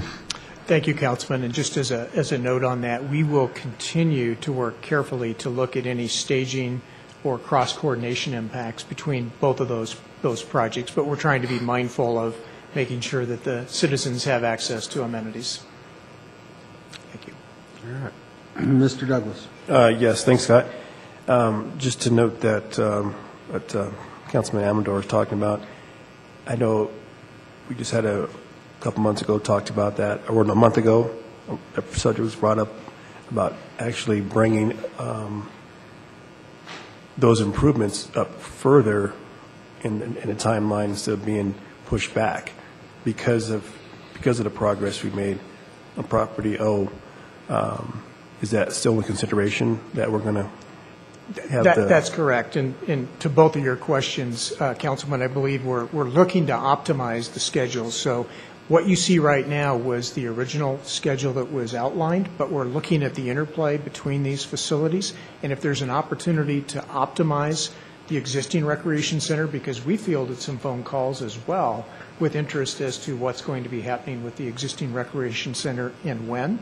And I think we're going to be better informed about that as we get through the programming phase of the project and we start to lock in on the specific features and amenities, and then we can look at how would we dovetail the schedules to cause the work to be completed in the most beneficial fashion for the citizens without taking things out of play. So yes, we are going to continue to look at those schedules to see what we can improve. Okay, thank you. And Maria, I have a question for you on the on-ramp for Pena. Being that that's the federal area, land, I'm sure the soil testing was done and all that way back when they constructed Pena. Is there any way that those studies of that time can be brought up to not have to reinvent the wheel as far as what the impacts were back then? I'm sure it hadn't changed that much. Yes, that's an excellent point, Councilmember Douglas. So we have, as I mentioned previously, we've had a couple meetings with DIA staff, and they're resurrecting some of that data. Items for example, not only geotech, but things like we have to do archaeological and paleontological assessments, and so they would have been done originally with back when the airport was first constructed. So they're looking for that data for us so that we don't have to redo that again. Okay, because recently they just had that off ramp redone, and they did it in no time. Yep. And then down in the center, those lanes are constructed for temporary use, and then they're built back out too. So we citizens see things, they see quick movement there.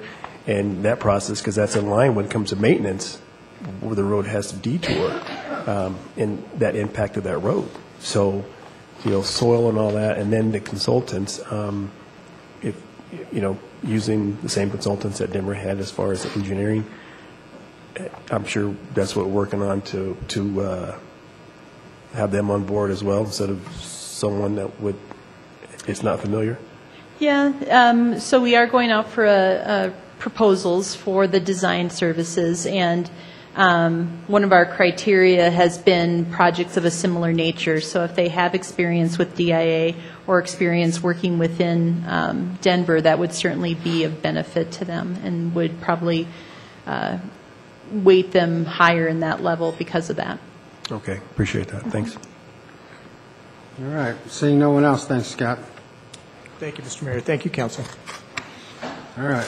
Next, we're going to invite RTD Representative Chris Quinn forward to make his presentation on the NATE update.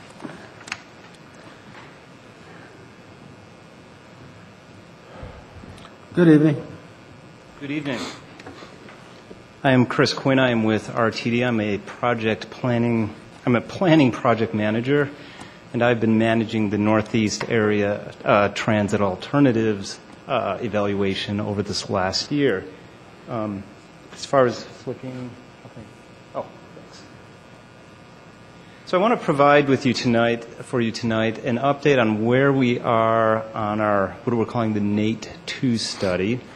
And we're also would like to seek your input on a couple of alternatives that are out there, get general feedback, and see if you have a preference. My understanding is next month staff will be talking to you a little bit more in detail on some of the alternatives. So this is meant to be somewhat of a high-level overview, but again, welcome any questions that you do have on this.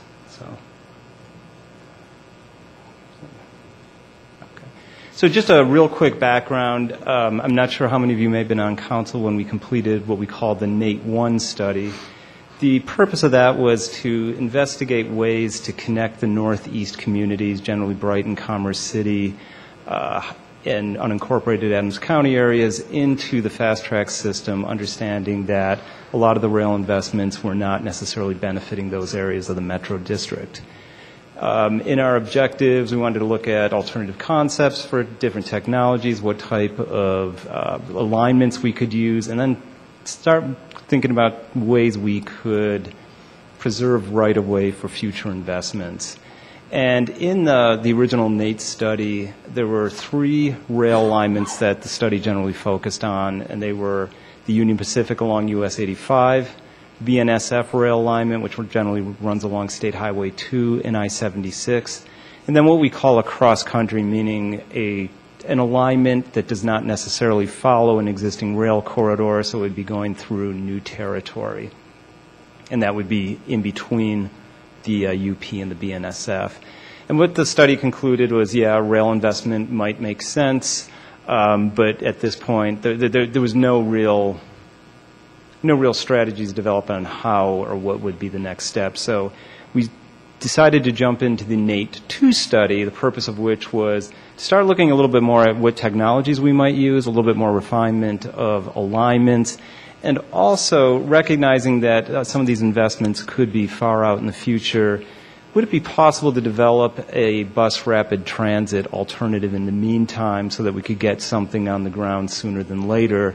And if it is a bus rapid transit alternative, is there a way for that investment to eventually transition into a rail alternative as both ridership increases and more money becomes available?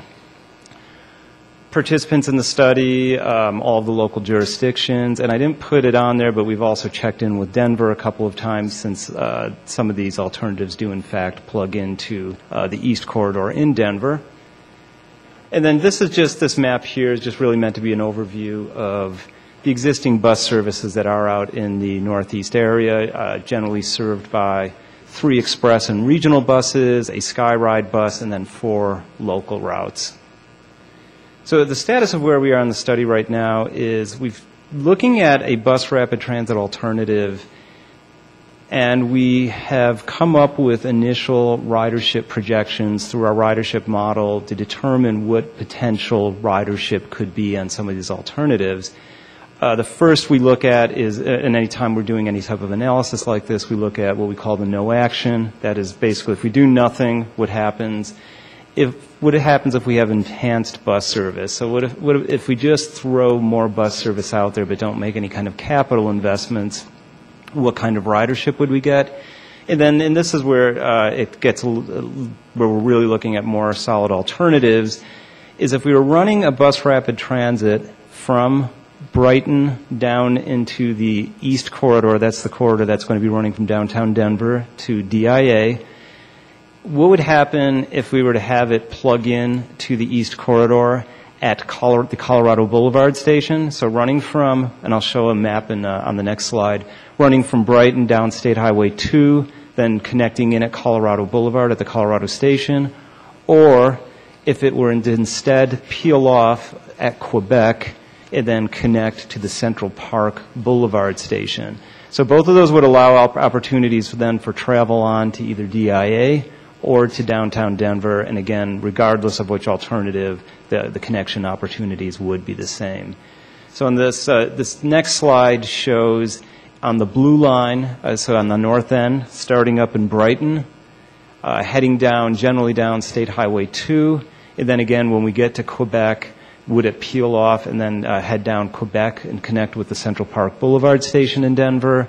Or would it continue on to Colorado Boulevard and plug in there? And we'll go over the different ridership numbers and what the cost estimates are, and what we see as some of the pros and cons of either of those alternatives. And like I said, we're also very interested in hearing what your opinions are on that as well.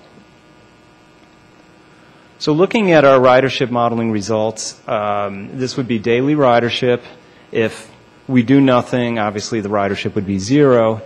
If we were to provide what we call enhanced bus service, so again, that's putting out more bus service, and this assumes a connection actually at Quebec. We didn't model both Quebec and Colorado for just the enhanced bus service. We would get approximately 1,400 riders per day. If we were to build from Brighton to the Colorado Boulevard station, again going down State Highway 2, then connecting at Colorado Boulevard with the opportunity to go east or west to downtown or DIA, we would get about 2,600 riders on that system. And then exclusive lanes to Central Park Station, we would get about 3,200. And my apologies, let me back up for just 1 second. When we're talking bus rapid transit, in this particular case, what we assumed for our modeling purposes is that at least in the areas that are most congested, the bus would have an exclusive right-of-way, whether that's a bus on shoulder, a bus using a lane in the median, but it would have some type of exclusive lane.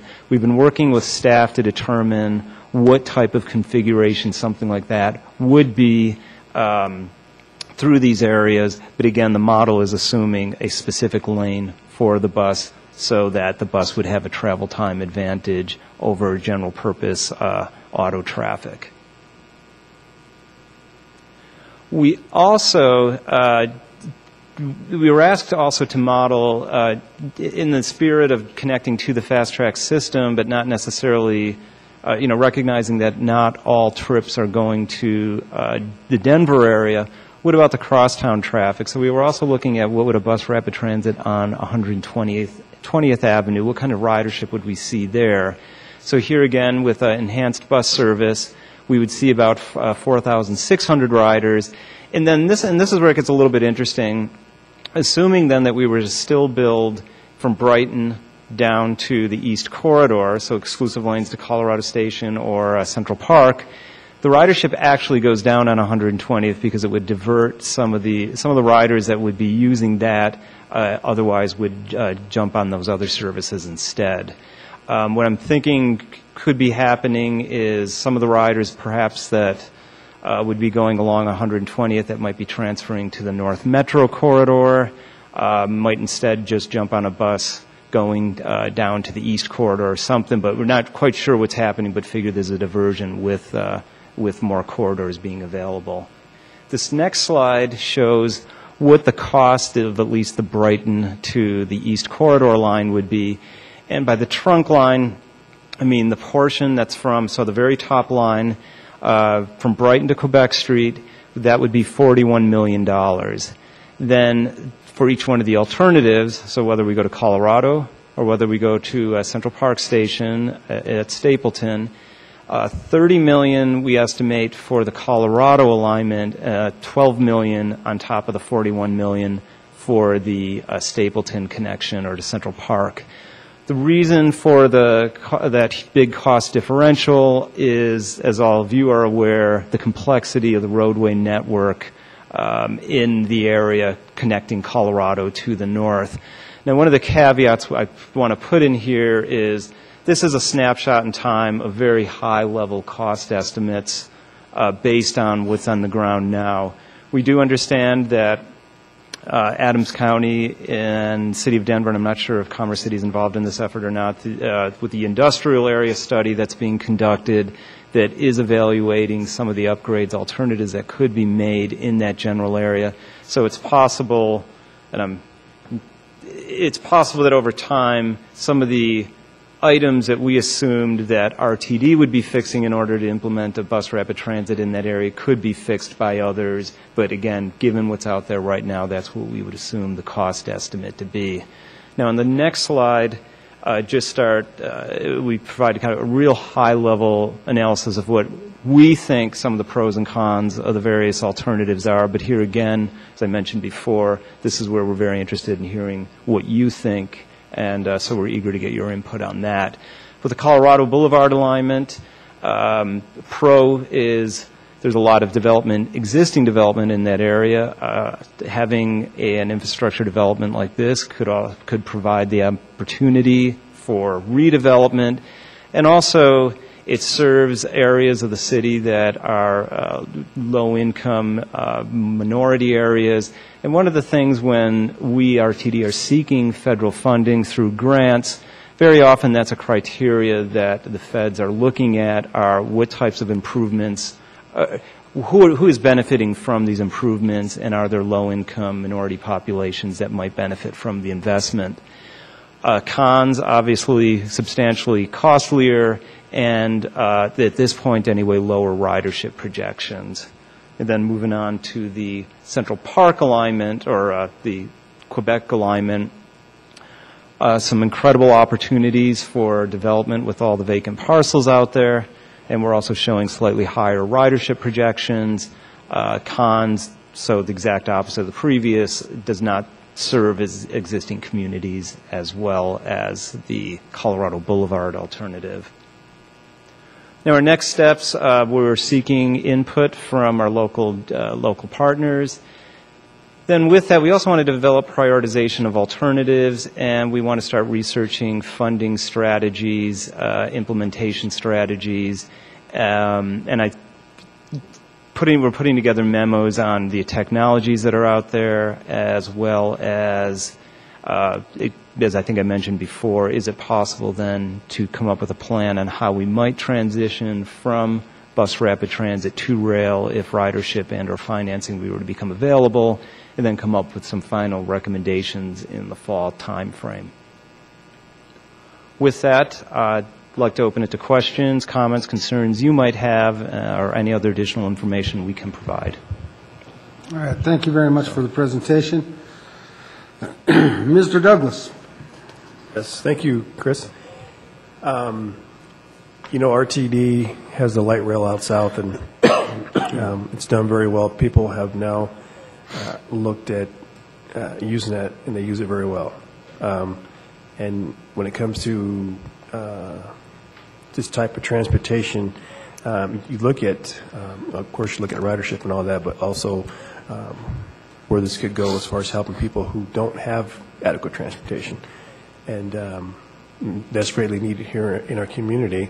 We're getting ready to expand Highway 2, and we receive dollars from the state, and we're putting dollars in as well. So if there's going to be any kind of dedicated lanes for bus, this is the time to talk about that.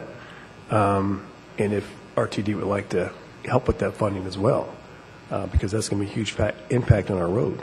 But this is a prime example of opportunity, because right now we are designing Highway 2, and with this illustration here as far as bus transit traffic, or the bus regional transportation, that would be great for us. And then we look at Brighton and all that, and we really need to focus on Commerce City. It's nice to have our work regionally, which is great, but if we can improve what we don't have and add to it, that would really put us far ahead.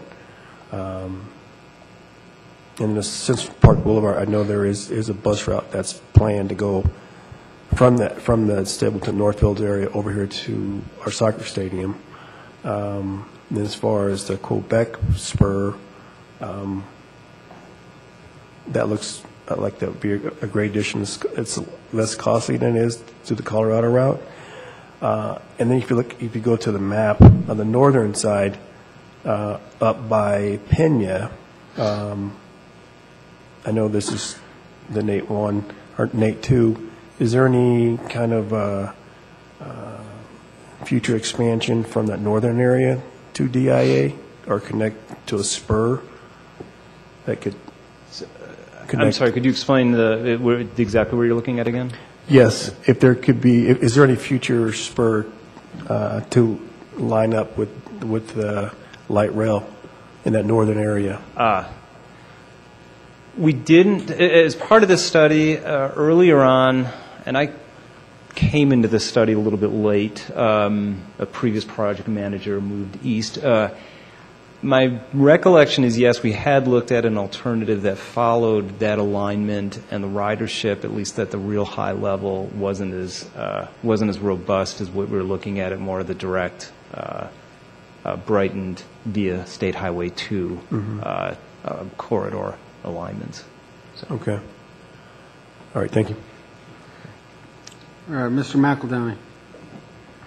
Thanks very much for the presentation tonight. I recall when I joined council in 2007, this was one of the first things that we talked about, and it was quite exciting to see these right-of-way preservation discussions happening at that time and in advance of seeing even the growth that we've had now. So in the time since I've been on council, we've now crossed this 50,000 population threshold. We've seen the Adams County Government Center come out of the ground. That was not even a glimmer at the time.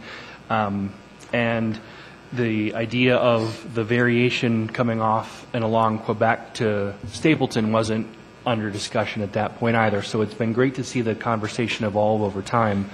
When I think about whether it's BRT or the ultimate rail considerations, and I look at those southern connections, the one thing that I think you touched on that is very important is when you're trying to squeeze something into an environment that's already well established, right? A highly built environment. It's a very different equation than trying to place something into, a virgin terrain, if you will.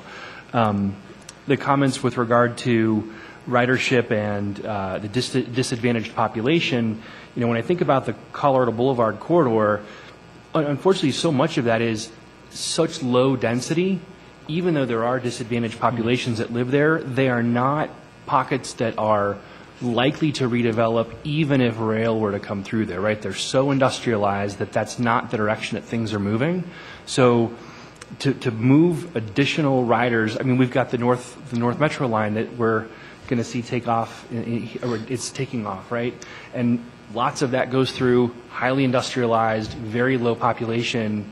And even if you were to try and leverage those corridors for ridership to get people to or from work, the environments in which they would get off don't afford them opportunities to get to the places they're going because we don't have the sidewalks. You don't have the way to move people through those areas. So for those reasons, to me, and because we're going to have the station at 72nd in Colorado, the easterly alignment to me makes greater sense. A, you highlighted the cost. B, the fact that we can build with the anticipation of having BRT or light rail through those sections. So even if we don't have an existing disadvantaged population, if instead we plan on ensuring that there's a balance of development to include not only market-priced homes like we see taking place in Stapleton and we expect to see on the eastern boundary of the soccer stadium in that edition of Stapleton, but the ability to add affordable housing product and making sure that there's a balance of that housing stock in that corridor, in those undeveloped elements of the corridor.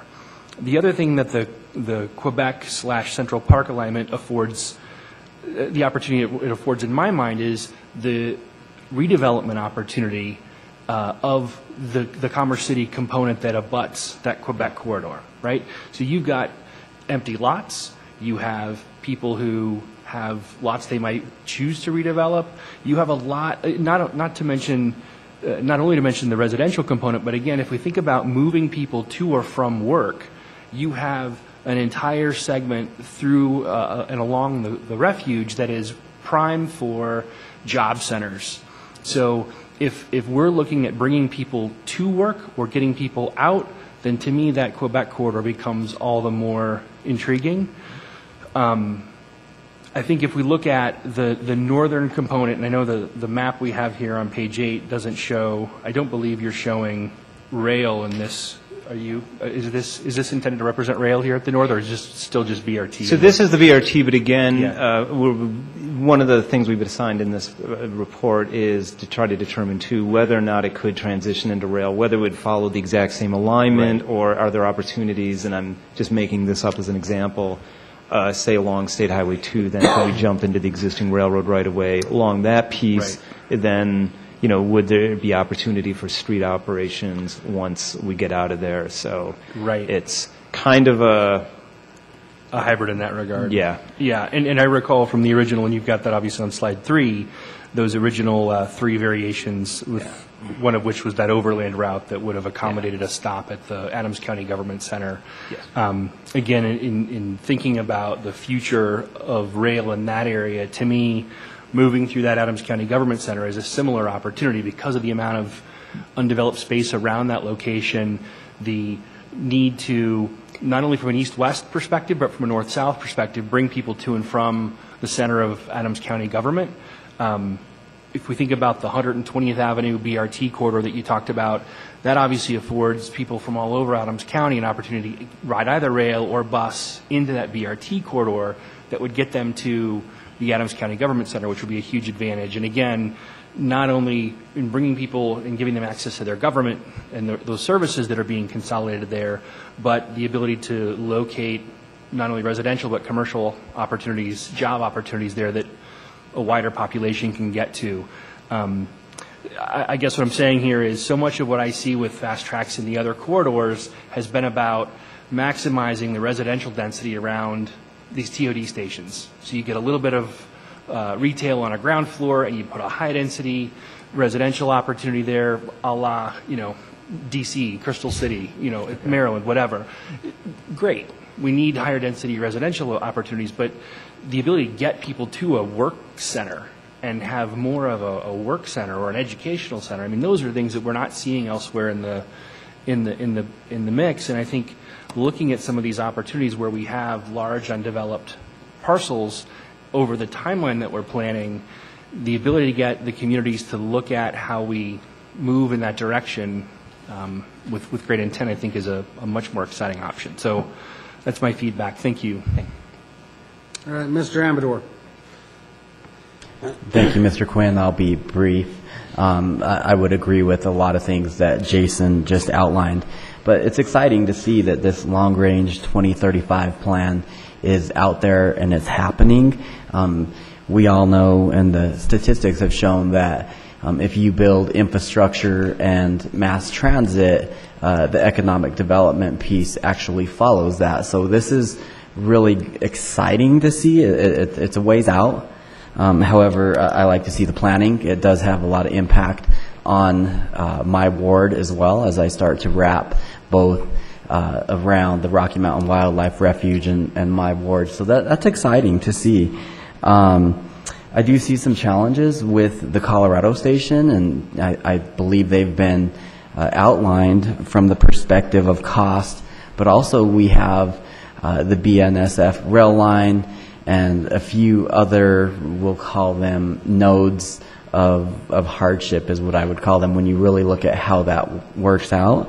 The Central Park Boulevard plan is exciting to see, and the reason for me is because there is a lot of open space to be developed around the station. I believe if planned right within our community as well, we can see affordable housing projects that are out there. I think tonight we also did look at an ordinance on first reading for construction defects for townhomes and condominiums. High density housing is really being affected by some of the other things that are out there. But as far as what plan I would really like to explore more to give clear direction is the Central Park Boulevard aspect. So those are my comments. I'm excited to see that you are working within different municipalities to outline what the overall plan is, and we all understand that there is a funding challenge as well, but we're hopeful that the voters will see that, and at some point whenever that comes to fruition, it will happen. Thank you. Mr. McBroom. Just a quick comment, and I apologize for not stating this at the outset of Mr. Quinn's presentation.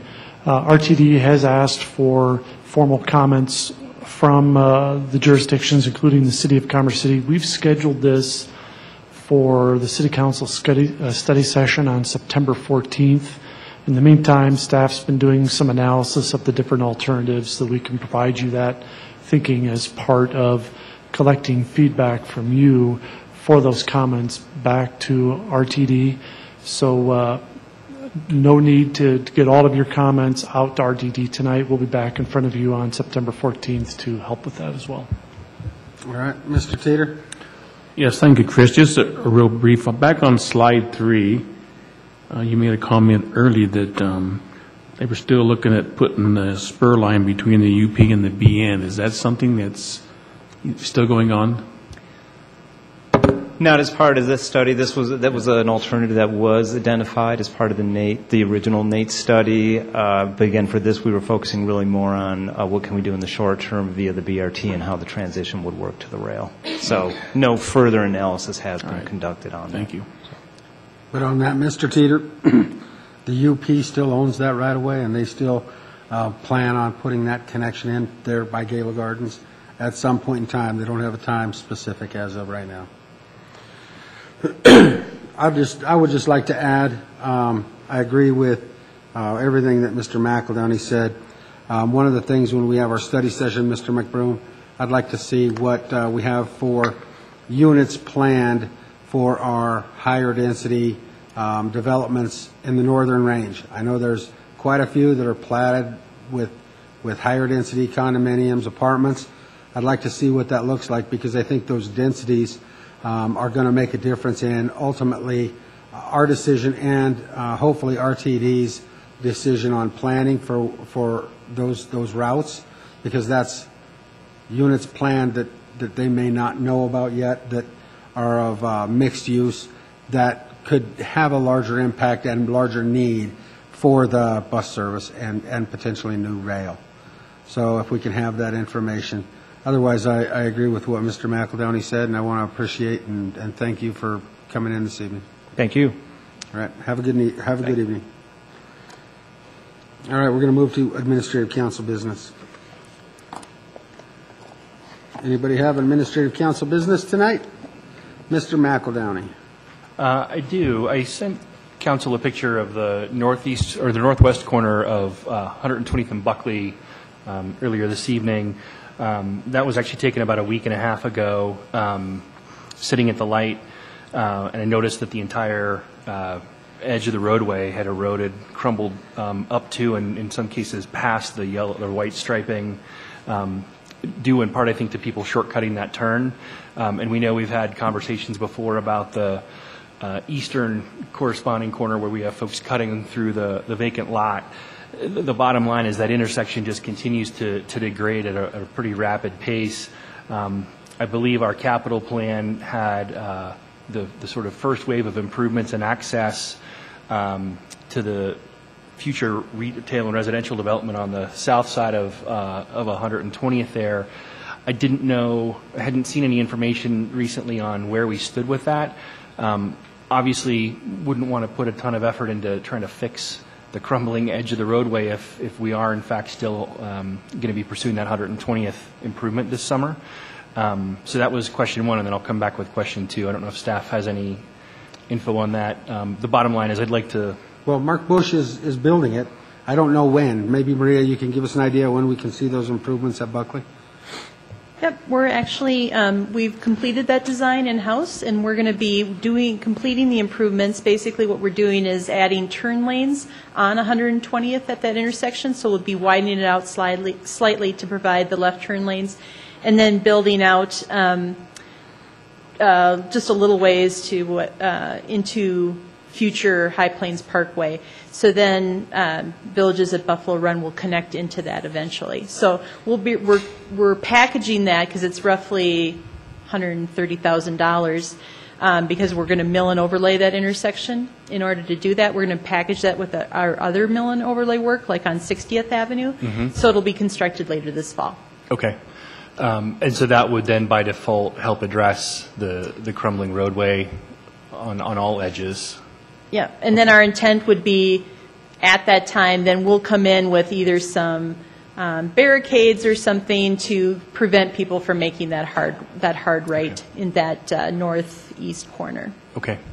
Thank you. And then if I can, my second question was another project that I had recollection of as being on our list this summer, and that was the pedestrian safety improvements for the Chambers corridor.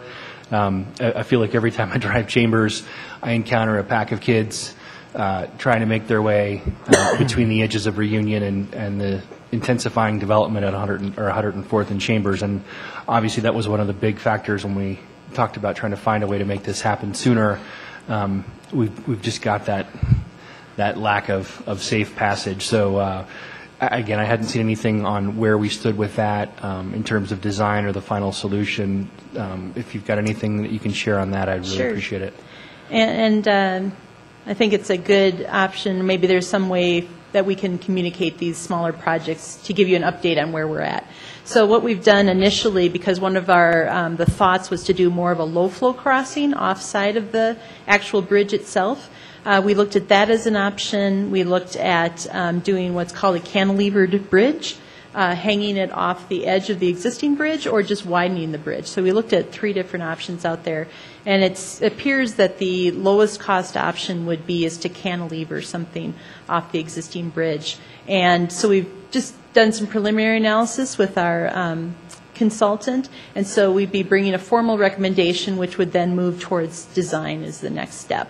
But it wouldn't be constructed yet this year, but it'd probably be more of a 2016 construction. Okay. Yeah, that's obviously unfortunate. I thought we were at least looking at a 2015 deliverable, was my recollection. Yeah, that was the original plan. Okay. It's certainly I understand the complexity of that. We had talked to, I know, about some of the challenges of that corridor with existing property ownership, et cetera. So, yeah, anything we can do to find ways to gain ground on that, where the problem's only getting worse by the day as the population intensifies through that corridor. So I don't think we've had any issues so far, but I'm fearful, especially once the school year gets underway and more things crop up in that corridor. So thank you. I can develop a more robust timeline, too, of when we can expect that construction to occur. That would be great. And to your point about updates, I guess this becomes more of an appropriate Administrative Council business item. We obviously had our capital projects update tonight. Even if we don't go through these in detail in the update that we got from Scott tonight, even if it was more of an appendix or a supplement to that update, it would be great to get some of those additional items. I know in the city manager's update we've got the updates on the slurry, et cetera, which is great, but some way to help expose the public to those items would be great. Thank you. Thanks, Maria. All right. Mr. Amador. Thank you, Mr. Mayor. There are some, I did send Brian an email regarding possible drag racing on Monaco between 64th and 70th. I know there were some requests for some speed bumps. I'm not sure how feasible that would be in that stretch. The time frames that this appears to be happening is on Friday and Saturday. It's in the email that I outlined to you, but I just wanted to make note that I am trying to work on that for our citizens that have some concerns with children, and there are sidewalks there, and I always have some reserves sometimes when the kids are there walking down the sidewalk, because I'm afraid they'll jump out in the street. So I do want to make sure that we're working on that, and then maybe some small housekeeping items. The light that is here, the ballast just needs to be replaced. I know it's small, but when the lights are out, I get a lot of glare. It's right here on the iPad screen, and it's blinking in my eyes, so hopefully we can take care of that. Another small housekeeping item is the stairs that we have right here outside the City Hall, just as you come in the side door. The light that is there is falling off. It looks like someone tried to screw that thing back in there, but I'm afraid that if the light falls off, someone will just step on it, twist their ankle, and fall down the stairs. So that is a small housekeeping item. And then lastly, as far as housekeeping as well, by the parking space next to Ward 1, there is a sidewalk that ends before the little bulb comes out, and so it's not a problem right now, but during the winter time, all the snow gets shoveled to that piece, and then the council member cannot get into their rear door to their car. So if it would just be possible to extend the sidewalk all the way through the bulb that's there, that would be helpful. Also, there's high, we'll call it native grass that's there, and it tends to jump in the way when I'm trying to get in the back of the car to grab whatever information I need. So if we could maybe explore that as well. Thank you. All right, thanks, Mr. Amador. You brought up some good points there. Next, we'll go to Mr. Teeter. Yeah, so this is something else for Maria again. 72nd and Highway 85, near on the east side of 85, that frontage road in front of Ditch Witch. If we don't do something with that soon, we're going to lose that whole corner up there. It needs some tender love and care, or we're going to lose it. To add to that, Mr. Teeter, I did bring that up, and we believe that belongs not to the city, but to, I forgot who they told me. Yeah, that one is CDOT's maintenance responsibility, as is the, and remember, Councilmember Bullock had brought up a couple weeks ago the section right in front of Walgreens and the Wendy's. That's Dexter Street. So both of those are on their list, and we followed up with them yesterday or today to get back out there. So those are both CDOTs, but we're monitoring them. But both of those are very bad. I agree.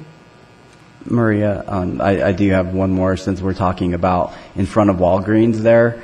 Right on the corner of 60th and that multi-intersection thing, on the corner where Wendy's is at, there's a one-way sign that is posted on both sides of the road. And I believe the one-way sign should only be if you were on the frontage road exiting out of there from Walgreens. And so if you're sitting at the intersection, you look to your left and it says one way. It's a little confusing, so I would urge you, it's right by the big Wendy's marquee sign when you're facing north. You look and it says one way, and you don't, I've lived here a long time, so it's very confusing. I would think that just because the one way is double-sided right now, you might just want to look into a single-sided sign. Sure. So. We can take a look at that. Yep. All right, Mr. Douglas. Yes. Maria, since you're up at the podium there, and Jason had brought up Chambers, there's that bridge there, and you had a lot of people who walk that, and they've been very careful trying to get through that bridge because it narrows and trying to beat the cars. And No, I understand. When I was up in CML in Breckenridge, there is a company here that's either has moved or going to move over here that does that type of expansion bridges, and they're really inexpensive. They're like prefabbed, and they're easy to connect for pedestrian bridges. So I would ask if you could look into that, because it might be in line with the cost that we could do that sooner than until 2016. Okay. So like a prefab that would just, you build the abutments and then set it in place? Right. Like alongside the existing bridge? Yeah. Right. Okay. Mm-hmm. That was one of the options we're looking at. But Okay. I'll have to verify whether it's strictly a prefab. All right, thank you. And then it's just, I had passed this letter out for the Boys and Girls Club, and I passed some to Sean. Did you pass them down? No, but I'll hand them out right now. Okay, thanks, Sean. Just, I know we were not, the city did not construct the Boys and Girls Club. But we do have a couple citizens that were relentlessly pursuing the Boys and Girls Club, effort to have that there. And I'd just like to know if the council, we could maybe present something to the Boys and Girls Club to see if they could put something to honor these two residents and our community. Brian? We could certainly pass this letter along to them unless you'd like to take some additional action beyond just having us provide the letter to the Boys and Girls Club. It's to my understanding, it's a Boys and Girls Club event. We've been providing some assistance, but it's not technically a city event. Right. I think that'd be great if you'd pass the letter along to the Boys and Girls Club. Certainly. Is that acceptable to council? Okay. Anybody else? Concerns? All right. Thank you. And couple, I want to add another housekeeping. As you leave, just through this area here, there's tile work that kind of has settled, and if you're not careful where you're walking, you could trip on that. In the back area here, and as you walk down the stairs here on this north side, you can see the dip in the tile work as far as slabs. So that's potential someone to trip going down the stairs as well as going up. And as you go over to up the soccer stadium and you cross the street, the sidewalk and the asphalt is just a little high. And if you're same thing, if you're not careful, you could trip on that as you're walking east across from our center across the street over to the sidewalk as you go up to the stadium. Thanks. All right. I do have one that I noticed on my way in this evening. There's a bunch of dead elm trees, and I mean they're dead for a long time, and they're terrible, and they're in between Quebec Street and Quebec Parkway, right about where Hanson Elementary is, and to the south.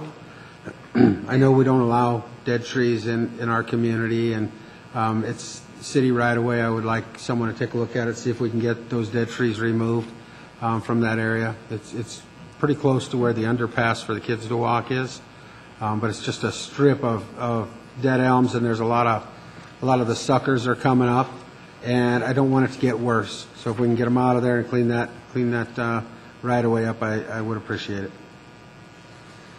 All right. Any further administrative council business? Mr. Mayor? Yes, sir. A couple of items. One, we had provided via email, I think we handed out hard copies tonight, the Landmark Academy Foundation has inquired as to whether the city would be willing to support their golf tournament on September 18th. It's not a budgeted event, but we could either find administrative funds or city council would be able to use discretionary funds to fund that event. There's a pricing sheet attached, so that's provided for your consideration tonight. All right. I'm open to any information from the council, what you'd like to do with Landmark Academy Golf Tournament. We did participate last year, is that correct? City staff purchased a T sign at a lower expense. We can certainly do that again unless City Council would like to do something more. All right. Open for comments. Mr. Douglas? Oh, that's from before, but if my schedule's allowed, I wouldn't mind to use my discretionary funds for this. Okay. Mr. Benson? Would it be out of line to say that the council should sponsor 4 people? If that's what you want to do. Yeah. Okay. I'd like to see that. Mr. Teeter? That's what I was going to suggest. If we have enough people, we'll sponsor 4 people. All right. And you want that to come, Mr. Benson, would you like that to come out of discretionary funds, or how would you like to have that covered? You know, it doesn't make any difference to me. Use whatever we've got. If it's budgeted, it's in our legislative budget, then it comes out of there. If it's not, then people would have to use their discretionary budget. Okay. All right. So would you like to make a motion? Yes, I will so move. Okay. Don't mean to be any more. Okay. Mr. Teeter? Second. Mr. McElhenney, I see your light on. Before I call a vote, I want to make sure you don't have any discussion. I was just going to clarify, I obviously hear the suggestion to sponsor 4 golfers, but I think the pricing sheet that we have in front of us, if I'm understanding the ask correctly, the Lynx Classic was asking us to consider one of these options, which is either a title sponsor down to a no-frills sponsor. I think the question of participation, if I'm not mistaken, is separate, or did I misunderstand the ask? I think the folks at the Landmark Academy Foundation would be happy with any level of participation the city council chose. Okay. Then if I could make an amendment to the motion, I think the 4 golfers is fine. It may make sense to look at one of the lower end charter, the sponsor opportunities to get some signage or some evidence of the city. Perhaps it's a contest hole sponsor or a hole sponsor in conjunction with the golfers. I don't know if that makes sense to get city signage or something that, whether it's, I think in the past we've even considered gifting future golf experiences at the course. So look at something along those lines, if that makes sense. How would you like to make your amendment? I guess I thought the motion was premature. I didn't feel discussion was done, so I'm not prepared to make a final motion amendment, I guess. So I'll let the existing motion and second stand. Yeah, and I just didn't see your light come on in time.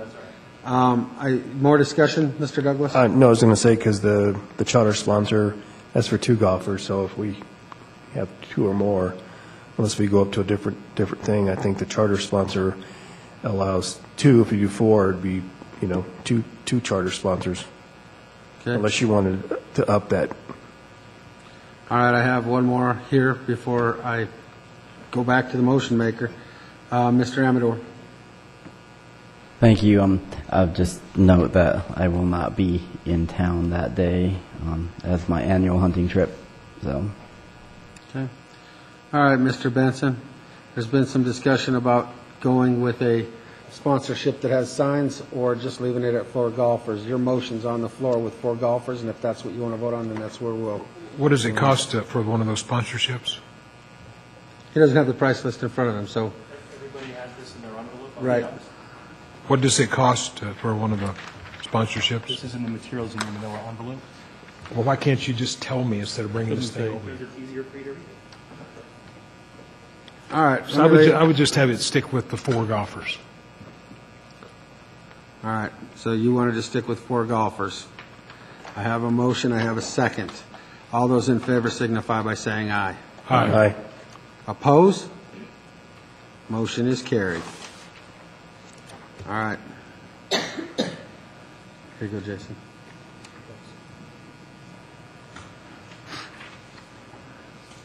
Mr. McBroom. A couple of additional items. One is more informational. We distributed, it was actually Mr. Douglas's suggestion that we obtain and distribute to you some passes to the pool that you could use to both bring awareness to the pool and awareness to the 2K funded programs. So those are for you to use at your discretion to promote Paradise Island Pool at Pioneer Park. And then lastly, there was some discussion, quite a bit of discussion earlier about backyard chickens. If it's council's desire for us to do some additional research, I would suggest that you give us that direction during administrative council business, because it would require more than an hour of staff time. Okay. What are the desires of the council? Mr. McEldowney? I would move that we request staff to conduct an update to the prior research done on backyard chickens, specifically to identify of those communities that have authorized backyard chickens or hens, to identify any negative impacts or quantifiable impacts in terms of staff load, nuisance complaints, et cetera, that we could consider further consider the matter. Is there a second? Mr. Amador? A second. I have a motion and a second. All those in favor signify by saying aye. Aye. Opposed, say nay. Motion is carried. We'll get more information from staff. Mr. McBroom, anything further?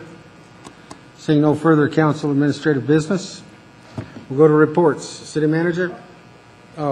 Councilman Carson?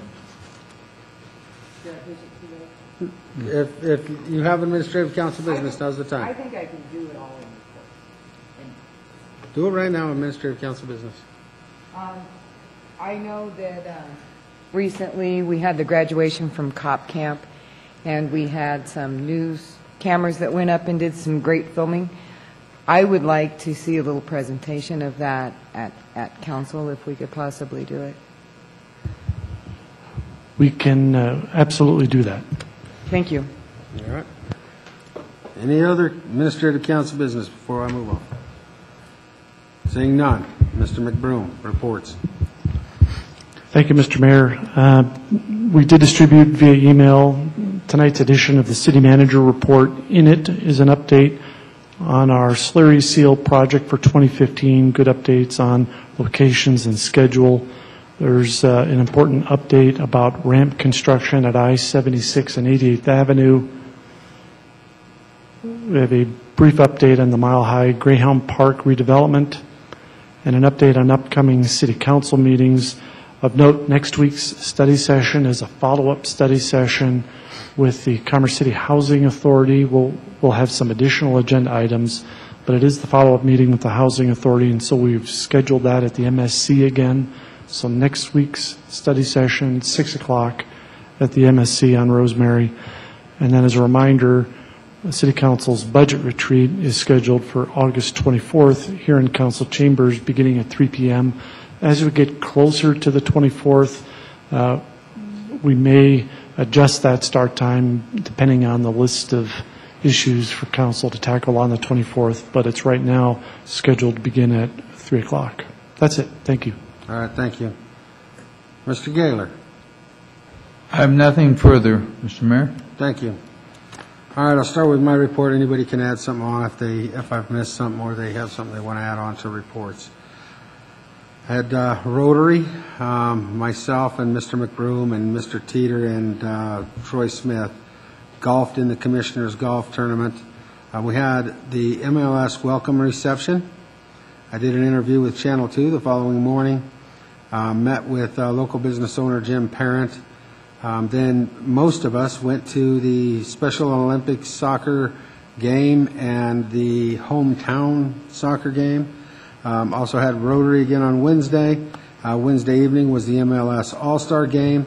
I have to give kudos to the city staff, to Kroenke Sports, to the city of Denver, and to the MLS League for their efforts. This MLS, compared to the MLS All-Star Game we had 7 years ago, was outstanding. I was really impressed how it was handled, really highlighted Commerce City, and the hometown game, when it came down to having to do the goal kicks at the end, just topped everything off. It was very exciting. A lot of folks coming to Commerce City that haven't been here before. A lot of people who were very happy with the event and how it went. So thank you to all of those folks. And our city staff did an excellent job of coordinating everything. The reception at Union Station, on down the line. So thank you. Then had a meeting with Josh Hanfling.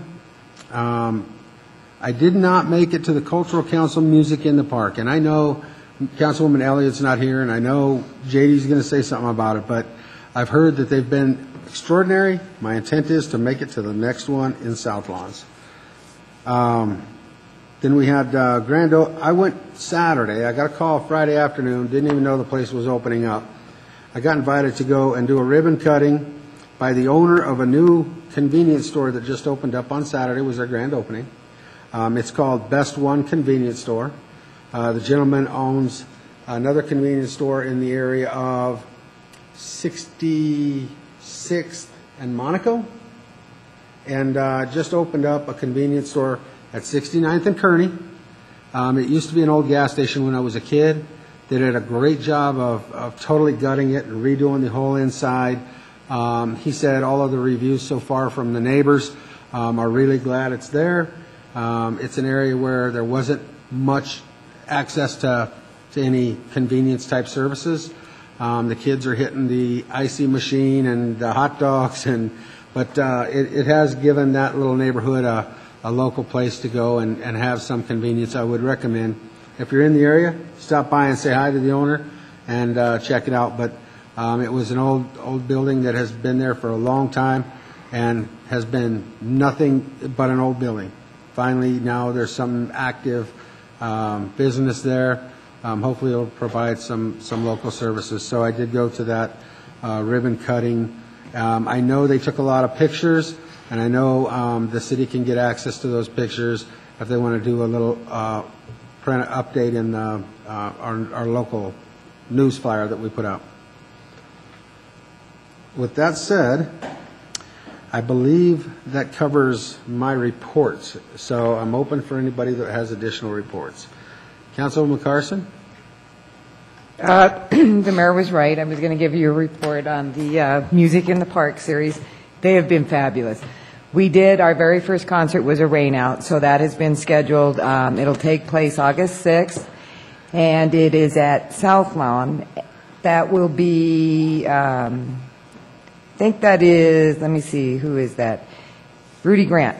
And please attend, start at 6 o'clock. We also have food trucks coming that night. So we've had numbers of 400 attendees, 250 attendees, so it's getting really good. But yeah, I hope to see you all there, and thank you, and hope to see the mayor there. I'll be there. I'm telling you now. I won't be. I'm out. You're going. So I won't see you there. I won't see you there. I have to work in Pueblo that day. I don't think I can. And I have to tell you, food trucks that I was used to have totally changed. I went at the grand opening of the emergency center there on 104th and Chambers. There was a food truck there that was doing biscuits and gravy and stuff. It was like being at a restaurant. I mean, the food was phenomenal. So I'm not anti-food truck, and I'm looking forward to see what they have there. And I know Jason is always talking about the food trucks that they have at some of the events up in Reunion. So I'm totally shocked at the difference between a food truck when I was working construction to a food truck today. I think that, yeah, I was going to say that. They have totally changed. And just to note, the event at before and after the MLS All-Star Game, I don't know if you noticed, those were actually all of the food vendors in the tent. Those were food truck vendors. Really? Those were local food trucks. So each of those are folks that day in, day out operate food trucks in the area, and it was a great opportunity to showcase those Pretty businesses. impressive. Times have changed. Food trucks are no longer the food trucks I remember. They actually have are more high-end cuisine. I was totally taken away with that. So, anybody else? Mr. Teeter. Yes, I have a few items on the area boards meeting that myself and City Manager Brian McBroom went to last week. You've heard about the fire department a little bit, but I'm going to go back over it real quick here. Kevin Vincel, of course, now you heard is the brand new fire chief. They're going to have a little ceremony for him at Station 8 on August 18th at 6:15. And Station, like I said, Station 4 is on the ground. That's on Rosemary. And after tonight, they're going to start doing their remodeling and start to get that business going over there. That new firehouse going up, and that's going to house new firemen. It's going to be a 2-story, and it's going to be housing paid firemen. South Adams Water, they are installing 8-inch water lines on the west side of Highway 85 in the Adams City area. So if you see any construction over there, they're putting in new water lines. Wildlife Refuge, they give us a rundown on the critters out there. Presently, there is 85 bison, 15 new calves, 1 new eagle this year, a pair of birding owls. There was 34 pairs of birding owls out there now, and they are in the process in October of bringing in those black-footed ferrets. There's 30 of them, and there's going to be a live, they're going to have a display there at the center so you can actually go there and see the ferrets in the cages and stuff. At present date, they said a little over 500,000 people have came through there this year. A lot of people come through there this year. And then the RMA, their report was that that dam that broke last year, that Havana Interchange Dam, that has been finally rebuilt. That's it. Thanks. Mr. Douglas. I just want to add on to what Councilman Teeter said. Him and I attended Steve Vinsel golf tournament. It was well attended by numerous firefighters throughout the Denver metro area, especially a lot in our area. And I want to thank them for continuing to support folks with cancer. And then next week I'll have an update on my trip to Washington with Building One America. All right. If there be no further business to come before the City Council of Commerce City this August 3rd evening, we are adjourned. Thank you all for being here or watching at home on TV.